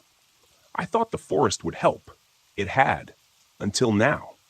The radio's static broke the silence, a sudden burst of garbled noise that made me jump. I turned my head toward the RV, where the old ham radio sat inside. I hadn't even touched the thing in hours. It was an antique I'd brought along to mess around with in my downtime, but the signal had been dead all day. No stations, no chatter, nothing. Until now. I stood up from the fire, walked over to the RV, and ducked inside to check the radio. The static was louder, more insistent, like it was trying to form words but couldn't quite get there. I twisted the dials, searching for a clearer signal, but all I got was more white noise. Then, through the crackling, I heard it. A voice, faint and garbled, speaking numbers, 1, 3, 7, 8, 9. The numbers repeated over and over, mechanical and cold, like a voice from an old number station. It didn't make sense. I was miles from anywhere, and this was supposed to be a dead zone. No signal, no interference. The voice paused for a moment, then the numbers started again. 1, 3, 7. It sent a chill through me, but I told myself it was just some rogue signal bouncing off the atmosphere. Maybe a military transmission. There were logical explanations for this kind of thing. I was sure of it. But the way the numbers repeated over and over felt wrong. Like the message wasn't for just anyone, it was for me. I shut the radio off. My fingers were trembling slightly. I wasn't here for this. I needed quiet, not some weird radio signal rattling around in my head. The next day, I tried to forget about the radio. I spent the morning hiking through the woods. The towering pines loomed overhead like silent giants. The air was cool and damp, the sky just a sliver of gray through the dense canopy. But something gnawed at me, a faint buzzing at the back of my mind. No birds, no animals, just silence. When I returned to the campsite, the radio was on again, static blaring from the speakers. I hadn't touched it. I stepped inside the RV, staring at the radio like it might come to life. The static was louder now, more intense. I could feel it in my bones, like the vibration from a low hum in the ground. And beneath the static, the numbers were back. 1, 3, 7, 8. I slammed my hand down on the off switch, killing the sound. My pulse was racing, my mind scrambling for an explanation. It had to be a glitch, something with the wiring, maybe a stray electrical signal. I'd worked with enough technology over the years to know that things sometimes did strange things when you weren't looking. But the numbers, the way they were so clear, so deliberate, I shook it off and stepped back outside, trying to push the growing unease away. That's when I noticed the man standing at the edge of my campsite. I hadn't heard him approach. He was just there, tall, scruffy, wearing a weathered jacket and a backpack slung over one shoulder. He looked like a camper, but there was something about the way he stood, stiff and tense, like he was waiting for something to happen. "Hey!" I called out, trying to keep my voice steady. "You lost?" The man looked at me, his face tight with anxiety. "I heard it too," he said. I froze, my heart skipping a beat. "Heard what?" "The signal, the numbers," he said, glancing toward the RV. "I've been picking it up on my own radio. It's not normal." My mouth went dry. "You've heard it too?" The man nodded. "I'm Ben," he said, stepping closer, his voice low. "I was camping a few miles down the road. I've been getting static, voices, weird electrical interference. My GPS stopped working. My cell phone drained to 0 in minutes." I swallowed hard, my mind racing. "What do you think it is?" Ben shook his head, his eyes darting toward the trees. "I don't know, but it's not natural. The way the signal moves, it's like it's getting closer." I didn't know how to respond to that. I was a man of logic, of science. Signals were signals. Glitches were glitches.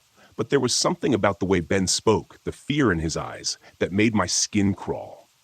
That night, the radio came to life again. I tried to ignore it, tried to focus on the campfire and the peaceful silence of the woods, but the static was louder than before. The numbers were clearer, more insistent. 1, 3, 7, 8.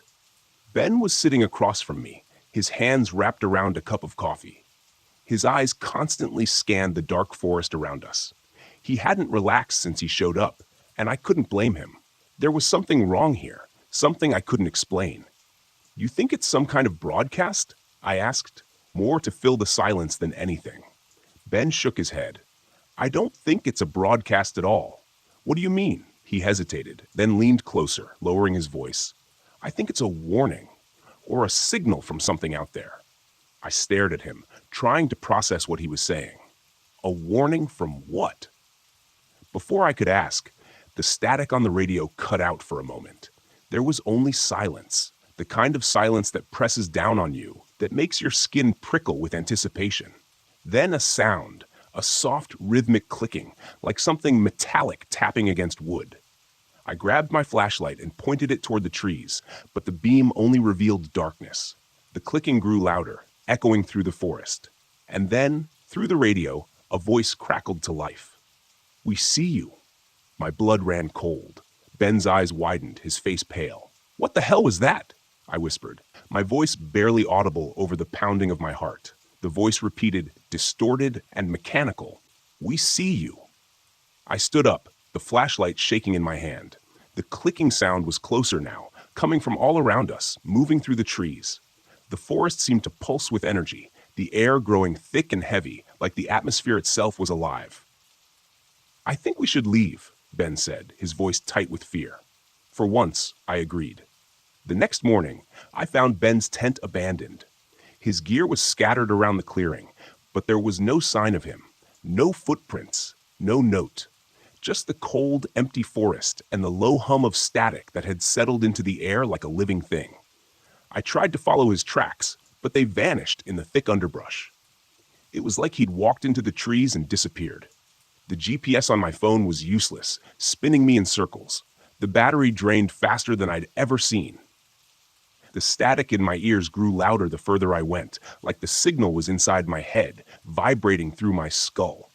The numbers were back too, repeating over and over, etched into my mind. 1, 3, 7. By midday, I stumbled across something I hadn't expected. An old, dilapidated radio tower hidden deep in the woods. The metal was rusted, vines crawling up the sides, but it was still faintly humming with power. I climbed the tower, every step echoing in the stillness. My heart hammered in my chest. At the top, I found the source of the signal. A small glowing device pulsing with an eerie cold light. It didn't belong here. It wasn't part of the original tower. It was something else, something foreign. I reached out and touched it, and the static in my head exploded. The numbers, the clicking, the voices, it all crashed into me at once. An unbearable cacophony of sound. I stumbled back, nearly falling off the tower as the forest seemed to come alive around me. The lights returned, flickering in the trees, cold and mechanical. The clicking grew louder, more frantic, like something was chasing me. I ran. I don't remember how I made it back to the RV, but the lights followed me, the clicking never far behind. But I managed to get inside and slam the door shut. My hands were shaking as I started the engine. the device still clutched in my hand. As I drove away, the static began to fade, but the numbers never left me. They echoed in my mind, a constant whisper, even as the forest disappeared in the rearview mirror. It's been days now, and I'm still hearing them. 1, 3, 7. I can't get them out of my head, and I can't shake the feeling that whatever was out there, whatever sent that signal, knows where I am. And it's not done with me yet.